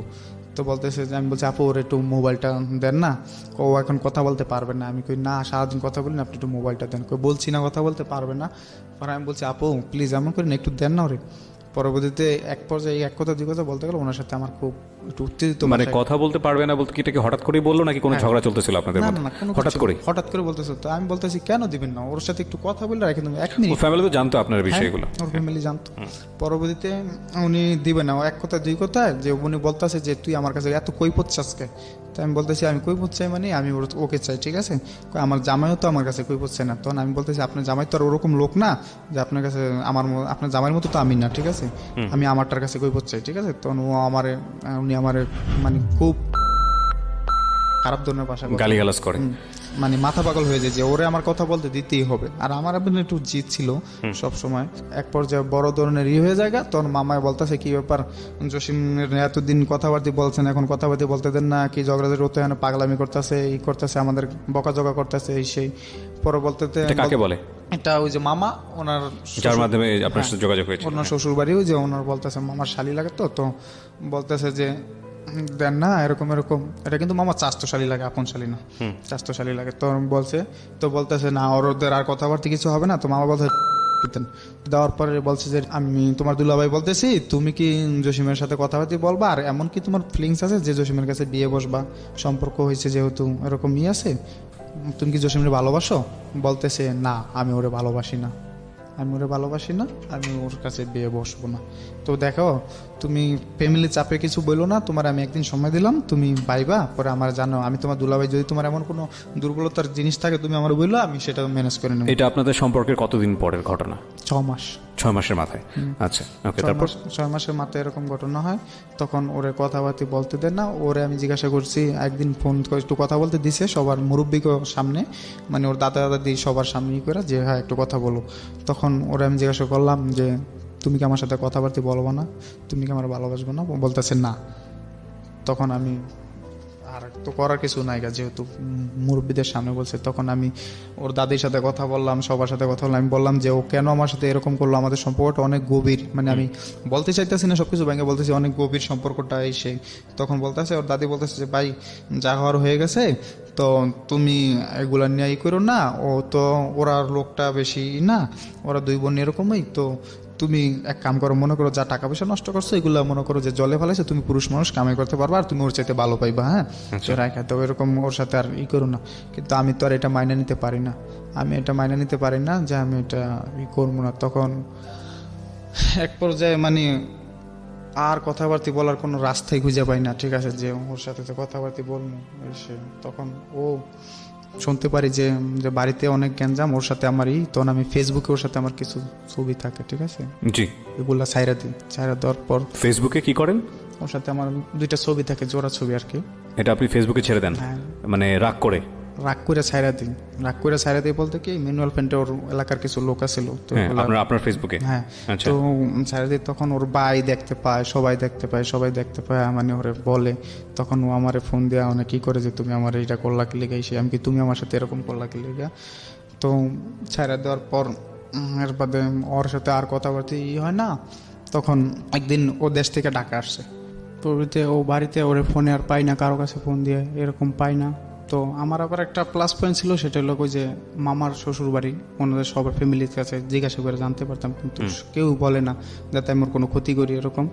তো হঠাৎ করে একদিন মুন্নির, ওর চাস্তবিন মুন্নির নাম্বারে ফোন দিয়া বলি যে মুন্নির কোথায়, বলতেছে আপনি কে, মানে একটা মহিলার দিয়া বলায়, যে বলতেছে আমি ওর খালতো ভাইয়ের বউ, তো ওদের নাম্বারটা বন্ধ, এরকম তো ঢাকায় গেছে। তো জানতে পারি ঢাকায় ওর বোনের বাসায়। তখন আমি ওই আমার যে মুদি দোকানে চাকরি করি, তারপরে যে মাল্টিপ্লাস কোম্পানিতে চাকরি করি, ওই 2টা মালিকের জানাই যে এরকম এরকম। আমি সরাসরি মাল্টিপ্লাস কোম্পানির ভাইয়ের কাছে যাই যে ভাই এরকম এরকম, আমি তো একজনের ভালোবাসি, তো এরকম এরকম, তো আমার সাথে গভীর সম্পর্ক কিন্তু এখন এলাও করতেছে না, হয়তো ফ্যামিলিগত চাপে, যদি আপনারা একটু যাইতেন, যাই আমার পক্ষ থেকে ফ্যামিলিগতভাবে কোনো নিতেন, উদ্যোগ নিতেন। তখন উনি বলতেছে যে হ্যাঁ অসুবিধা নেই, আমি তোমার পেছনে আছি, সমস্যা নেই, তুমি কবে যাবে। তো আমি বলতেছি যে আমি তাহলে কালকে গাড়ি ভাড়া করি, তো সাবার আছেও ওর দুলাভাইয়ের বাসায় যাই। তখন ওই ভাই উনি আবার প্রেম করে বিয়ে করছে, উনি আবার এগুলো বোঝে, উনি সবসময় আমাদের এরকম বলতো, সাপোর্ট দিত। তো উনি বলতেছে যে অসুবিধা নেই, যত টাকা পয়সা যা কিছু লাগে, যত বড় ঘরের মাইয়ে হোক আমি তোমার আইনে দেবো। তো উনি আমার লিড দেওয়ার পর পরের দিন সকালবেলা আমি দুইটা গাড়ি ভাড়া করি, হাইস গাড়ি ভাড়া করি। তখন এই মালিকরে বোঝানো লাগবে, তখন এই মালিকরে বুঝাইতে যান, ওনার বাপেরও বুঝাইতে গেছে। তখন উনি বলতেছে না এই ছেলের বিয়ের বয়স হয় নয়, এরকম ও এখন কেন বিয়ে দিব, ওরে আমরা এত বছর ধরে পালন করি, ওর ডিসিশন আমরা নিমু। কে বলছে এটা? এটা লোক ওই যে মুদি দোকানে যে চাকরি করি। আচ্ছা আচ্ছা। হ্যাঁ, তখন উনি বলতেছে যে এরকম ওর ডিসিশন আমরা নিমু, এখনই এরকম হওয়ার কিছু না, ওর বাপ মার সাথে কথা বললে আমরা নিমু। তো বলতেছে কাকা, ওই ভাই বলতেছে যে কাকা যারা প্রেম করে তারা এরকমই, ছেলেটা তো ও তো প্রেম করছে, তো আমরা চাই আগে ফ্যামিলিগতভাবে দেখি কথা বলে, তো আমরা তো আর এখন কিছু করতেছি না, আগে কথা বলে দেখি তারপরে কথাবার্তি বলতে যাইবো। তো এই টাইমে বলতেছে যে ভাই বলতেছে যার বাইর যামু তার তো একটু জানান দরকার। তো আমি আমার দুলা বাইরে নিছি, দুলা বাইরে নেওয়ার পর আমার দুইটা মালিকের নিছি, আরও এলাকার বড় ভাইয়াকে নিছি। নেওয়ার পর যাবো, এখন ফোন দিছে ওই ওর দুলা ভাইয়ের কাছে, বলতেছে যে ভাই আমরা তো আপনার বাড়িতে আসতেছি আপনার শালির দেখতে। আচ্ছা। তো বলতেছে কোন বিষয়ে, বলতেছে যে জসিমের সাথে ওর সম্পর্ক, এটা তো ব্রেকআপ হয়েছে, দেখি আমরা একটু ফ্যামিলিগতভাবে কথা বলে দেখি। তো বলতেছে দেখেন ভাই ও আমার বোন না, ও আমার শালি, ঠিক আছে, তো ওর বিষয়ে কিছু বলার আমার অধিকার নাই।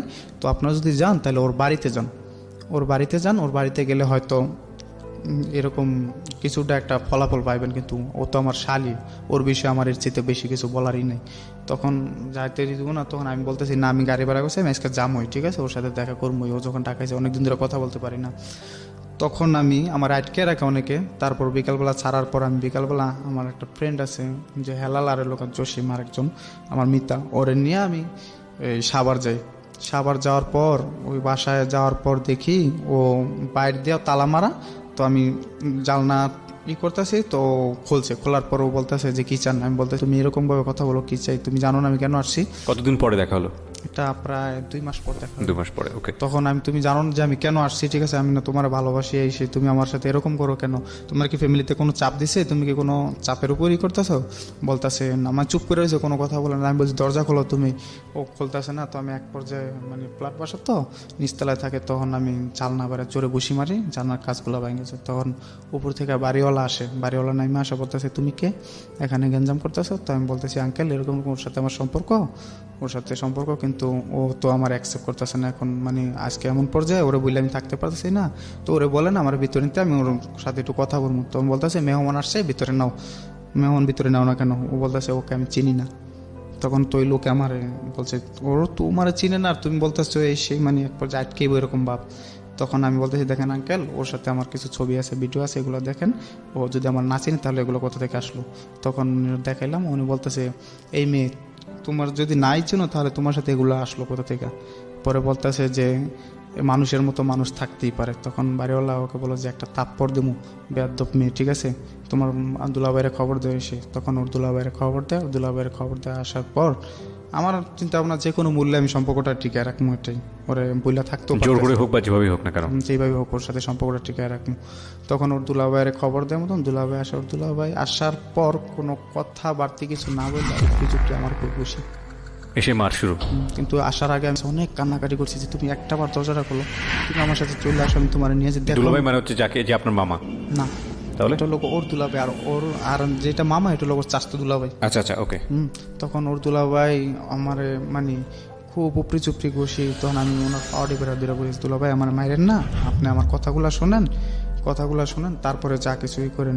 বলতেছে তুই আমার বাড়িতে এসে গ্যাঞ্জাম করস, এই সে আমার শালির নিয়ে করস তোমার। তখন ওখান থেকে ওই বাড়িওয়ালা সারাইলো, সারানোর পরে আমার বলতেছে দেখো বাবা মায়ের তো আর আমাদের না, আমি তোমার ঘটনাটা শুনছি, তো যাই হোক তুমি চলে যাও, তুমি ওর চাইতে ভালো মায়া পাইবা, আর হয়তো আমি এতটুকুই পারবো, আমার বাড়ি থেকে ওদের বাড়ি করে দিতে পারবো, যেহেতু ওর শালির নিয়ে আমাকে বাড়িতে গ্যাঞ্জাম, আমাদের তো বাড়ির একটা মান সম্মানের বিষয় আছে, আর ওর বোনের জন্য আমাদের বাড়িতে বাড়াটিও থাকে না, একটু গ্যাঞ্জাম বেশি করে, তুমি চলে যাও এসে। তো ওখান থেকে আমি চলে আসি কিন্তু রাগ প্রচুর মাথার মধ্যে, যে মার খেয়েছি, রাগের পরে ওর সাথে মনে করেন যে খুব খারাপ ব্যবহার করি, ওর দুলাভাইয়ের ফোন দিয়ে একটু গালাগালি বকাঝকা করি যে তুই আমার মারছস, আজকে তোর ছোটো ভাই থাকতো তুই কি এভাবে মারতে পারতি, তুই আমার প্রত্যেক টাকা দিস না, আমি প্রত্যেক টাকা তোরে ফিরে দেবো, ঠিক আছে, তুই পারলে আমার দেখা নিস, ঠিক আছে, আমি আচ্ছা ঠিক আছে দেখা নেবো, ঠিক আছে, আমি পিছন থেকে তোর একটা বাড়ি দিলেও দেবো আমি, ঠিক আছে, কয়টা তো দেখ কাপুরুষেরা, ঠিক আছে, তাই আমি বলছি আমি হ্যাঁ আমি কাপুরুষ, তারপর আমি তোর দেখে নেবো। ওর বোনে আমার পরবর্তী রাত্রে ফোন দিয়ে বলতেছে তুই আয় তোর কাছে, মানে এটা আমাদের নেওয়ার জন্য আবার মারবো, নেওয়ার জন্য মানে বেশি প্ল্যান তৈরি করছে, যে সত্যি বলতেছি তুই যদি মানুষ নিয়ে আসতে পারস তাহলে যা তোর কাছে তুইলা দিমু ইত্যাদি। তো ও বলতেছে হ্যাঁ তুমি আসো, তখন আমি বুঝতে পারছি যে এবারকার হয়তো মানে বড় ধরনের কোনো একটা কিছু করবো, ঠিক আছে। তখন আমি আর ওখানে যাই না পরে আমার দুলাভাইয়ের দিয়ে ওর মার সাথে কথা বলে যে দেখেন ছেলে তো পাগল এরকম এরকম, আর মেয়েও তো সম্পর্ক করছে এরকম কিছু, ওর কাছেও প্রমাণপাতি আছে, ঠিক আছে। তো দেখেন আপনারা যদি গার্জেনিরভাবে যা হয়েছে এগুলো সব বাদ, যদি গার্জেনিরভাবে আপনারা যদি উদ্যোগ নেন তাহলে হয়তো কিছু হইতে পারে। তখন ওর মা আমার দুলাভাইয়ের কাছ থেকে 1 সপ্তাহ টাইম নেয়। ওকে, আমরা এখানে একটা বিরতি নেব প্রিয় শ্রোতা, ছোট্ট একটা বিরতির পর ঠিক রাত 12টায় আমরা আবারও ফিরছি।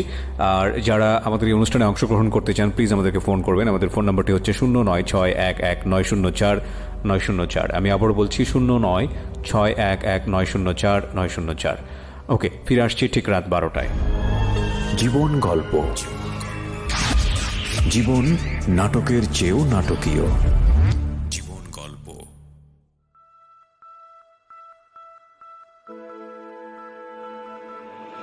Love, hate, challenge, motivation, lies, truth, impossible, virtue, morality, something beyond entertainment. Welcome to my stage of reality. Stay tuned. Sunday and Wednesday with me RJ Kibriya, only on Dhaka FM 90.4. জীবন গল্প, জীবন নাটকের চেয়েও নাটকীয়। জীবন গল্প। স্বাগত আরও একবার প্রিয় শ্রোতা, শুনছেন জীবন গল্প ঢাকা FM 90.4-এ। আমি আরজি কিবরিয়া আপনার সাথে রয়েছে এবং জসিম রয়েছে আজকে তার গল্প নিয়ে। হ্যাঁ, তারপর কি হলো? 1 সপ্তাহ সময় নেওয়ার পর কোনো মতেই হয় না, আমিও কথা বলি ওর মার সাথে। ওর মা বলে যে তোমার আঙ্কেলের আগে বোঝানোর পর দেখি কি বলি, কিন্তু সম্পর্কটা একবারে ডাউট পর্যায়ে চলে যায় যে আর জোড়া লাগবে না এরকম পর্যায়ে। কিন্তু ওরে বললে আমি থাকতে পারতেছি না। দেখা যাচ্ছে যে দোকানদারি করি, দামি চাল মাপে কম দামের মধ্যে রেখে দিই, যেগুলো ওপরে এগুলো উল্টাপাল্টা সবকিছু করে ফেলাই, আর খুব কান্নাকাটি করি, মানে একা নিজের কন্ট্রোল করতে পারতেছি না। প্রত্যেকদিন নামাজ পড়তাম, কান্নাকাটি করতাম, আর কারো তো ফোন টোন কেউ ধরে না, আমার সাথে কথাবার্তাও বলে না। তখন একদিন সহবরাত আসলো মতন বলতেছে যে সহবরাতে নাকি আল্লাহর কাছে সবাই সব কিছু চাইলে পায়, তো আমি ওই দিন চামু। তো ওই দিন নামাজ পড়া, সারা রাতে নামাজ পড়া আল্লাহর কাছে কান্নাকাটি করে বললাম যে আল্লাহ তুমি ওরে আমার কাছে ফিরিয়ে দাও, তাহলে হয়তো আমি কোনোদিন জানা সত্ত্বে যে মানুষ পাপ কাজ করে ওগুলো করবো না, আর ওরে যেদিন নিতে পাবো ওই দিন নিতে 5 ওয়াক্ত নামাজ পড়বো। তো এরকম বলার পরে যে তখন এমনি চলতেছে, নিয়ে টেট করলাম, সবসময় ভালোভাবে চলেই করি, যে আল্লাহর কাছে প্রার্থনা করি ওরা যাতে পাই। তখন এই দোকানদারির কারণে ওই ভাইয়ার সাথে একদিন ভাইয়া বলতেছে যে তুমি হয়তো এই মায়ারে বাইছা নাও, নয়তো দোকানদারি বাইছা নাও। যদি এই মায়া নিয়ে টেনশন করে থাকো তাহলে তুমি মায়া নিয়ে থাকো, আর না তো আমাকে দোকানদারি ছেড়ে দাও।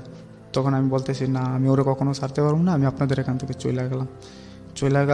তার মনে তখন আপনি আলটিমেটলি আপনার কাজটা ছেড়ে দিলেন মেয়েটার জন্য? হ্যাঁ, মেয়েটার জন্য কাজটা ছেড়ে দিই, যে আমি কখনো ওরে বুলা থাকতাম না, যদি আরো যুদ্ধ করা লাগে সেও আমি ওরে নিয়ে বাঁচবো। তখন বাবির কাছে বললো যে ও কত বড় সাহস, ও মুখের উপর কথা বললা এইভাবে করলো, ঠিক আছে মেয়ের জন্য তো ছাড়তে যদি বলে তাহলে ছাইড়ে দেব, যাক।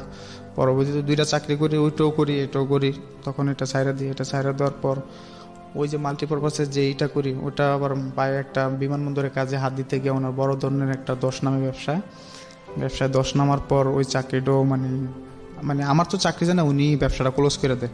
আচ্ছা, ক্লোজ করে দেওয়ার পর এখন তো বেকার করতেছি, আর এমনিতে ওর জ্বালা যন্ত্রণা, আবার চাকরি নাই, খুব একটা মানে খারাপ লাগতেছে। তো ওই যে আমার ফ্রেন্ড ওলি, ওরে ফোন দেওয়া বলি যে ওলি এরকম আমার। আপনি কি 2টা চাকরি ছেড়ে দেন? হ্যাঁ, 2টা চাকরি। এখন আমি বেকার, তো আমার ফ্রেন্ডের বললাম যে তুমি আমার জন্য একটা চাকরি দেখো।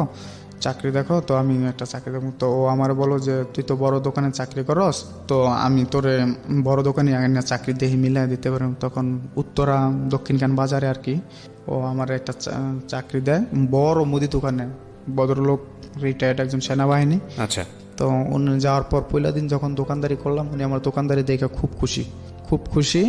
তো বলতেছে যে আমি তো এতদিন পোলাপাইন পাই নাই, তোমার তো কাজটা আমার ভালো লাগলো, তো তুমি আমার এখানে থাকো সুন্দর মতো।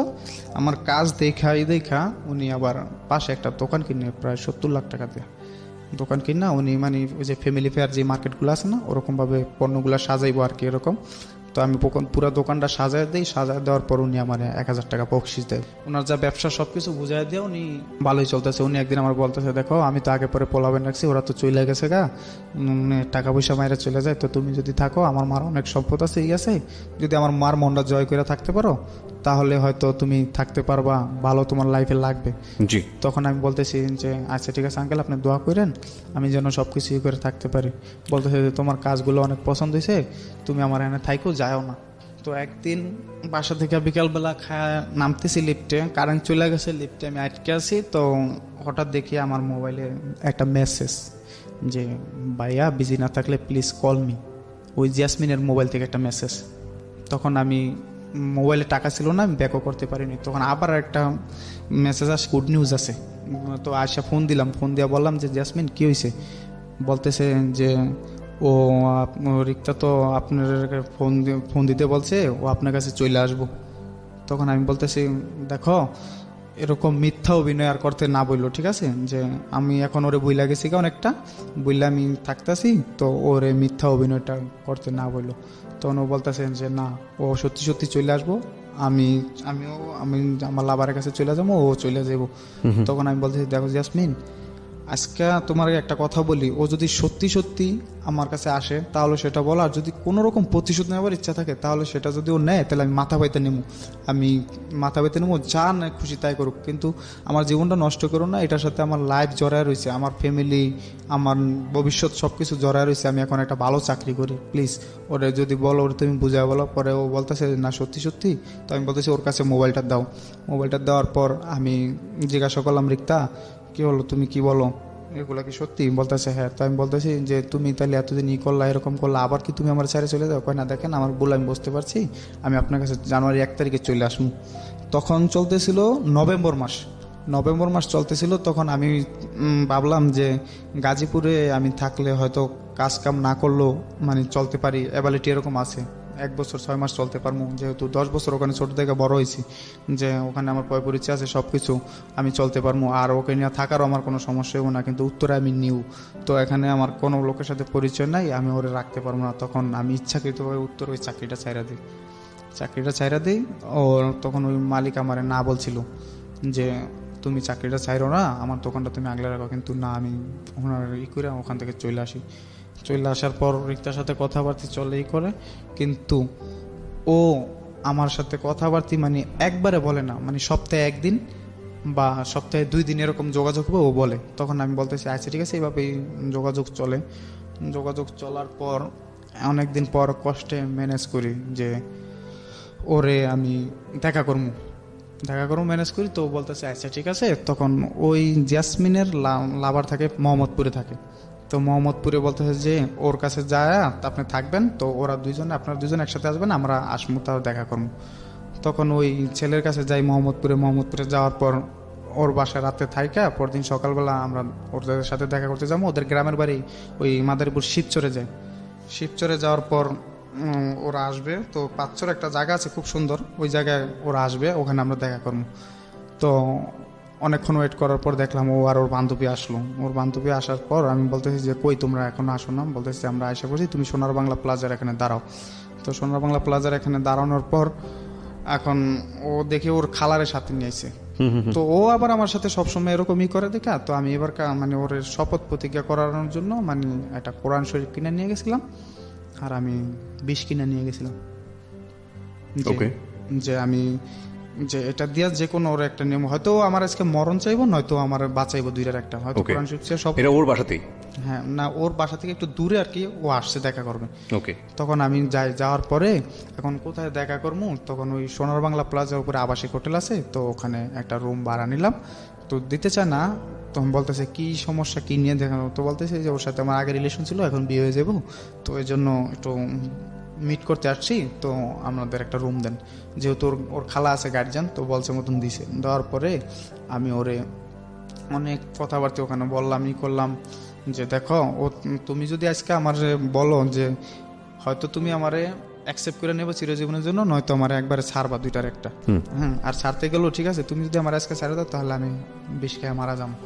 ওকে, তখন ও তো পুরাই একবারে মানে আমার এই অবস্থা দেখে পুরো একবারে হয়ে গেছে গা, ঘাবড়ে গেছে গা। ঠিক আছে, ও বলতেছে না আমি কোরআন শরীফ চেয়ে শপথ করতে পারবো না। তখন ও বলতেছে ও তো কিছুতেই করবো না। ঠিক আছে, তখন আমি বলতেছি আচ্ছা ঠিক আছে, যদি তুমি আমার ভালোই বাসো তাহলে এত অভিনয়ের তো কোনো দরকার নাই। ঠিক আছে, তখন আমি করলাম যে ওর বলতেছে যে আমি বিষ খেয়ে মরে যাবো। ঠিক আছে, তখন ওর খালা বলতেছে যে ছেলেটা যখন এত করে করে, ওর বান্ধবী বলতেছে তাহলে তো সমস্যা কোথায় তখন ও কোরআন শরীফে হাত রেখা বলে যে আমি কখনো তোমারে ছেড়ে যাবো না, আমার বাপ মা যদি কোনো জায়গায় বিয়ে দেয় আমি বসবো না। এটা যাকে লাভ করতেন সে সেটা বলে? হ্যাঁ। তারপরে ওখানে মানে এরকম হওয়ার পর তখন আমাদের ওই হোটেলটা বাড়ার সময় শেষ হয়ে যায়, তো ওখান থেকে আমরা বাইরে আমরা একটা হোটেলে সবাই খাইতে বসি আর কি। খাইতে বসার পর ও আমার খাওয়া দেয়, আমি ওর খাওয়া দিই। এরকম হওয়ার পর এখন চলে যাইব, তো ও যে চলে যাবো আমার ভালো লাগতেছে না, যে দেখা করলাম এত দূরতে আসলাম চলে যাবো। তখন আমি বলতেছি আমি তোমার শিবচর পর্যন্ত আগে দিয়ে আসি, তো নিব না, যদি কেউ দেখলে সমস্যা আছে এই সেই। আবার যেই ছেলে আমার সাথে আসছে ওর বান্ধবীর বয়ফ্রেন্ড, ওর একটু তারা আছে, ঢাকা আসতে হবে। তখন আমি বলতেছি চলেন না একটু শিবচর পর্যন্ত আগে দিয়ে আসি। তো শিবচর পর্যন্ত ওদের আগে দিয়ে আসলাম। যখন ও আমার ছাইরা চলে যায় আমি দেখতেছি যে এরকম একটা লম্বা রোড, রোডটুক চললাম মানে বেকা মোড় নিবো আর কি, ওইটু আর ওরা দেখতে পারবো না। তখন আমি ওর ফোন দিয়ে বলি রিক্তা আমার খুব কষ্ট হইতেছে, তুমি কি চলে যাইতেছো আমার একা একা রেখা এত এই জায়গায়? তো বলতেছে যে তুমি চলে যাও, ঠিক আছে আমাদের আবার দেখা হবে। তখন আমি বলতেছি আমার খুব কষ্ট লাগতেছে, মানে আমার খুব কান্নাকাটির একটা পাপ। তখন ও ব্যান গাড়িওয়ালা বলতেছে যে আপনি একটু গাড়িটা রাখেন তো। তখন ও দৌড়ে আসে, দৌড়ে আসার পর মানে একটা সিনেমাটিক দৃশ্যের মতোই। ঠিক আছে, ও আসার পর আমি আরো জড়ায় ধরে খুব কান্নাকাটি করি যে দেখো তুমি আমার ছাইরা চলে যাইতেছো, আমার খুব কষ্ট হইতেছে। তো আমার একটা টান দিয়ে একটা বিল্ডিংয়ের নিচে নিয়ে বলতেছে আর পাগল এই যে তোমার মাথায় হাতরিকা বললাম, ঠিক আছে আমি আবার পয়লা বৈশাখে তোমার সাথে দেখা করবো, তো তুমি কোনো না আমি তো তোমারই আছি, আমি তোমার আর ছাইরা কখনো যাবো না, এই করবো না। তখন আমি ওখান থেকে ওর খালায় বলতেছে যে মাইসে দেখলে খারাপ বলবো, চলে আস। ঠিক আছে, বলতেছে বাবা তুমি যাও। তখন চলে আসলাম। তো চলে আসার পর ওই ছেলের জায়গায় দিয়া আমি বাড়িতে যাবো আর কি, রাত্রেবেলায় রাতকে লঞ্চে বাড়িতে যাবো। বাড়িতে তো ও যাওয়ার সময় অনেক ফোন দিছে, কখন কোথায় গেছো, ঠিক মতো যাইতেছো নাকি এই সেই। তখন ফোন দিছি রাত্রেবেলা, ওর সাথে কথা বলতেছি। বলার পরে দেখেন আমার তো ঘুম আসতেছে না। আমি আপনার সাথে অনেক কিছু কথা দিয়ে ফেলাইছি আজকে। আর খালা বলছে যে আপনার কথা, যে ছেলেটা তোকে অনেক ভালোবাসে, যদি আমার একটা মেয়ে থাকতো তাহলে ওর কাছে আমি আমার মেয়ের বিয়ে দিতাম। ঠিক আছে, আসলে ছেলেটা তোর খুব ভালোবাসে। তখন এই কথাবার্তা চলতেছে, এটা কিন্তু ওর ফ্যামিলি জানে না, মানে ফ্যামিলি বলতে ওর মা জানে আর ওর বোনের জানায় না আর কি, যেহেতু আগে এক পর্যায়ে গ্যাঞ্জাম হয়ে গেছে। তখন ওর ফ্যামিলি জানে না, এরকম সব কিছু কথাবার্তা চলতেছে। এটা 2014 সালে, 2014 সালে এটা চলে। তারপরের বছরগুলা মানে এরকমভাবে যাইতেছে খুব ভালো, মানে রিয়েল সম্পর্ক যেরকম যায় এরকম সম্পর্ক, কিন্তু কিছু কিছু দিক দিয়েও খুব নেতিবাচক নেতিবাচক করে, যেহেতু এই আগের মতো কিছু কিছু মাঝে মাঝে দেখা যায় বা করে নেতিবাচক, যে ফ্যামিলির হয়তো কোনো বকাঝকা শুনলেই করে। তখন খুব সুন্দরভাবে তখন আমি বলতেছি তুমি তো আসবা কবে, সেই জানুয়ারি 1 তারিখে বললা, এখন আর আসো না। ঠিক আছে, কয় বলছে আমি পয়লা বৈশাখে আসবো, পয়লা বৈশাখে আসবো। কয় তুমি কাজ করো, আমি পয়লা বৈশাখে তোমার কাছে একবার আসবো। মানে এইভাবে 2 মাস 3 মাস ও ঘুরাইতেছে। তা আমিও বেশি আগ্রহ দেখাই না, আমার চিন্তা ও যে কোরআন শরীফের হাত থেকে শপথ করছে, ও কখনো আমার ছেড়ে যাইবো না, আবার ও খালারের সামনে রেখেই করছে। তখন এরকম চিন্তা না, আমি কেউ দেরি করে আসুক, এতে যদি আমি কাজ ঠিক মতো করি তো আমারও কিছু টাকা পয়সা জমলো, এই করলো। তখন এরকম কথাবার্তা চলতেছে। এর ফাঁকে 14 সালটা ভালোই গেল, 15 সালটা ভালোই গেল, খুব সুন্দরভাবে যাইতেছে। 15 সালে যায় ওর সাথে আমার আবার দেখা করার ডেট হয়, কোরবানি ঈদে পরে ওর সাথে আমি দেখা করবো। তো ও এর ফাঁকে আবার ওই যে বাড়িতে গেলাম যেদিন দেখা করে আসলাম না, দেখা করে আসার পর দিন আবার ওর সাথে আমি আবার দেখা করতে চাই। ও আমার দেখা করতে মানে চায় না। আমি বলতেছি দেখো তোমার সাথে দেখা করতে গেলাম, একান্তভাবে কিছুই হইলো না, তো আমি আবার আসি। ও বলতেছে না, ওই যে যেদিন দেখা করে আসলাম তারপরের দিন বাড়িতে গেলাম না, বাড়িতে একদিন থেকে চলে আসি যে আবার ওর সাথে দেখা করবো, যে মানে সামহাও আপনার খারাপ লাগছিল ওর জন্য, বেশি খারাপ লাগছিল যে আবার দেখা করবো। তখন ও বলতেছে যে না এটা কিভাবে সম্ভব, বাড়ি থেকে এত ঘন ঘন বাইরে হওয়া যাবো না। তখন আমি বলছি আসো না প্লিজ, একটা দিন তুমি দেখা করো। তখন ও রাজি হইতেছে না, আমার কথা হলো যেমনি হোক আমি ম্যানেজ করতে পারবো রে। তখন ওই রাত্রে একদিন থেকে আবার রাতে লঞ্চ উইটে চলে আসি, সকাল ভোরবেলা সতর্কাট নাইমার পর ওরা আমি ফোন দিই যে আমি আসি। ও না বলতেছে যে না এটা কোনোতেই সম্ভব না। তো আমি বলতেছি তুমি আসো। তো পরবর্তীতে আমি বললাম যে আমি কিন্তু চলে আসছি তোমার এলাকায়, তুমি যে করো। পরবর্তীতে আমি মাওঘাট হইয়া এখানে কিছু রেস্ট নিয়ে খাওয়া দাওয়া করে তো আমি এইবার চলে আসি কাউরাকান্দি ঘাটে যাই। যাওয়ার পর ওরা বলি যে আমি কিন্তু চলে আসছি, ও তারপরও না বলে যে না আমি পারবো না। তখন আমি বলতেছি দেখো আমি এই জায়গায় আসছি, তুমি যদি না আসো তাহলে সারাদিন বসে থাকবো, আর নয়তো আমি তোমার বাড়িতে যাবো। তখন ও বলতে চাইছে ঠিক আছে আমি আমার বান্ধবীরে নিয়ে আসি, কিন্তু আমি বলি না একা আসো, পার্সোনালভাবে তোমার সাথে আমার কথা আছে। তখন ও আসে, আসার পর দেখা হয়। এখন ওদের এলাকাটা আবার একটু হট, মানে মেয়ে ছেলে এক জায়গায় দেখলে হয়তো কেউ করে। তখন আমি বলতেছি যে তুমি চলো আমরা দুজন যেভাবে আবাসিক হোটেলে রুম নিছি ওখানে গিয়ে দেখা করি এই করি। তখন ও বলতেছে না এখানে বাইরের বন্ধুরা থাকে এরা থাকে। তাই বলতেছি তুমি তো স্কাপ পরে আসো, সমস্যা তোমার চিনবো না, কয় না চিনবো। তখন ও যাইতেছে না, আমি ওর হাতটা খুব জোর করে ধরি। তখন ওই ছেলের ফোন দিই আবাসিক হোটেলের, ওরে বলি যে আমার একটা রুম লাগবো। তো বলতেছে কে কে, আমি বলতেছি আমি আমার জিএফ। ঠিক আছে, ও বলতেছে না এইভাবে তো ভাড়া দেওয়া যায় না আমার। তখন আমি খুব রাগারাগি করি, কী সে যায় নাকি, আমি কালকে নিছি না, তুমি আমার নাম ঠিকানা এন্ট্রি করছো না, সমস্যা কি।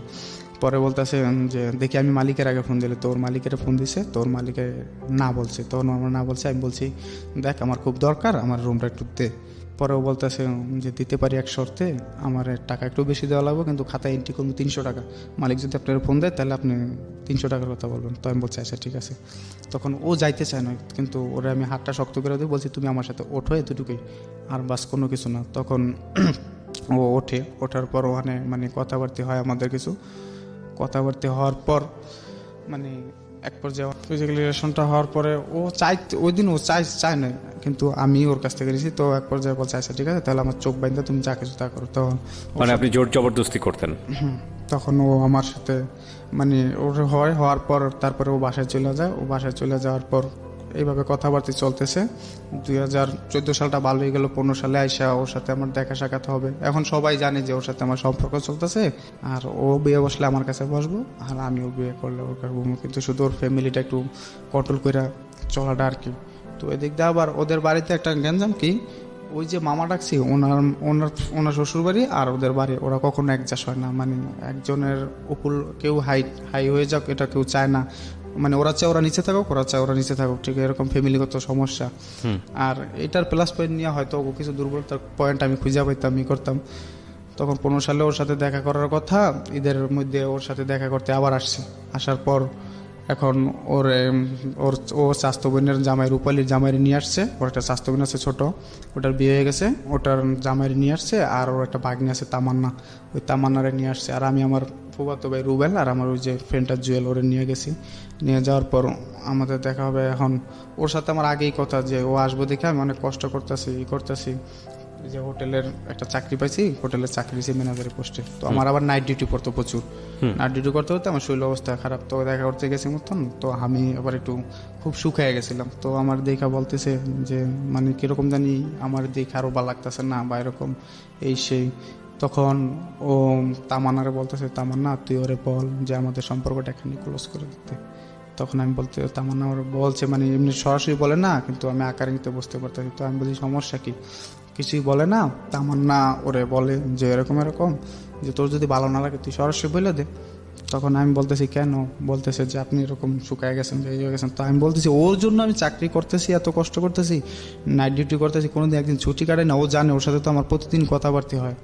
তখন ও বলতেছে যে দেখেন ও এমনি মানে কিছু বলতে চায় না, ওর দিয়ে বলাইতে চায়। তখন আমি বলতেছি তো আমার আবার আগের ছবি ছিল সবসময়, তো আমি বলছি এটাকে আর এটাকে, ঠিক আছে তো আমি এরকম ছিলাম, তুমি তো আমার দিকে করছো, এখন এরকম হয়ে গেছি, তো আমি তো তুমি যদি চাও তাহলে আমি আবার নিজের ঠিক করবো, ঠিক আছে ওরকমভাবে করবো।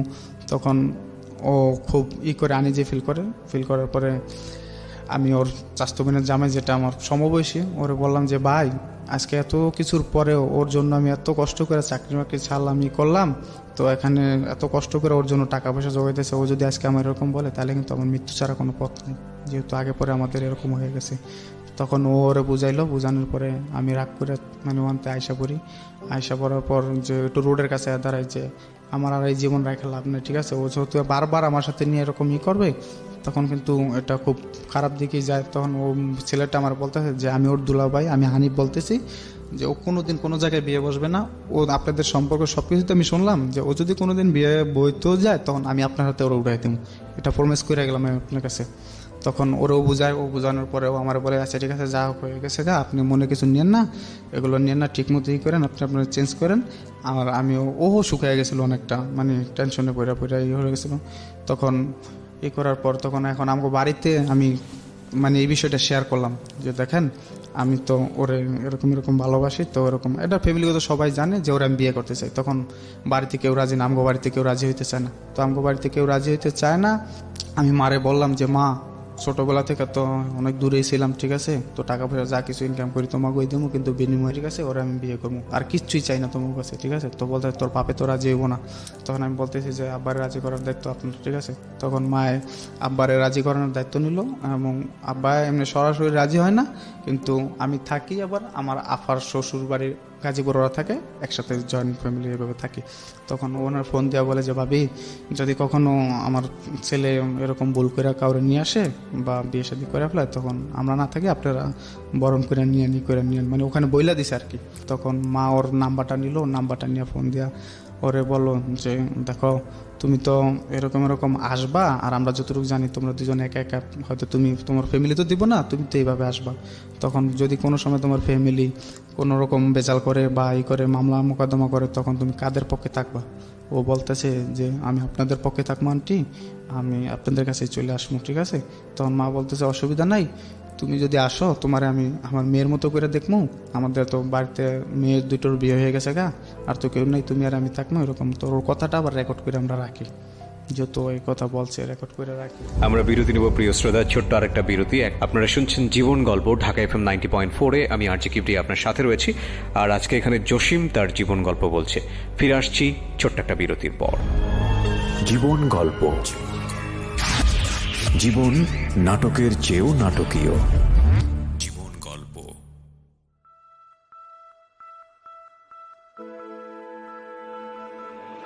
লাভ, hate, challenge, motivation, lies, truth, impossible, virtue,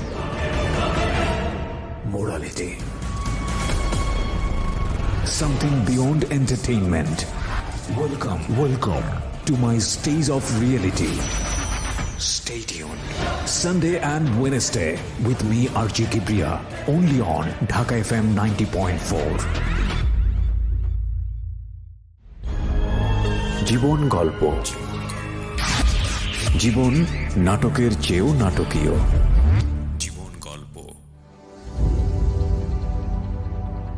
স্বাগত আরও একবার, শুনছেন জীবন গল্প ঢাকা FM 90.4-এ।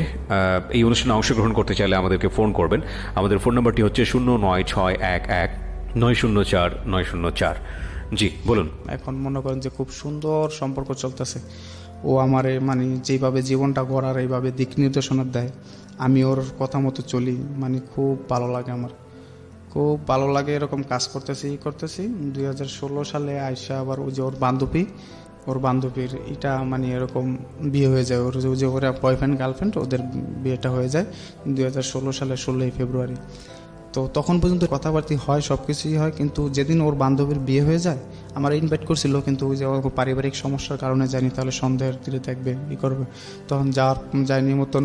ওর যেদিন বিয়ে হয়ে যায় মেয়েটার উঠায় নিয়ে যায়, ওই দিন রাত্রে দেখতে এত পাগল হয়ে যায়, মানে কিছুক্ষণ পর আমার ফোন দেয়, শুধু আমার মানে আমরা কেমনি কী করবো, এই করবো সেই করবো, বিয়ে শাদী করবো, এগুলো নিয়ে খুব জিজ্ঞাসা করে। তখন আমি বুঝতে পারি যে ওর কাছ থেকে ওর বান্ধবী যাওয়াতে ও মনে এরকম কিছু ফিল করতেছে, তো আমার জিজ্ঞাসা করতেছে।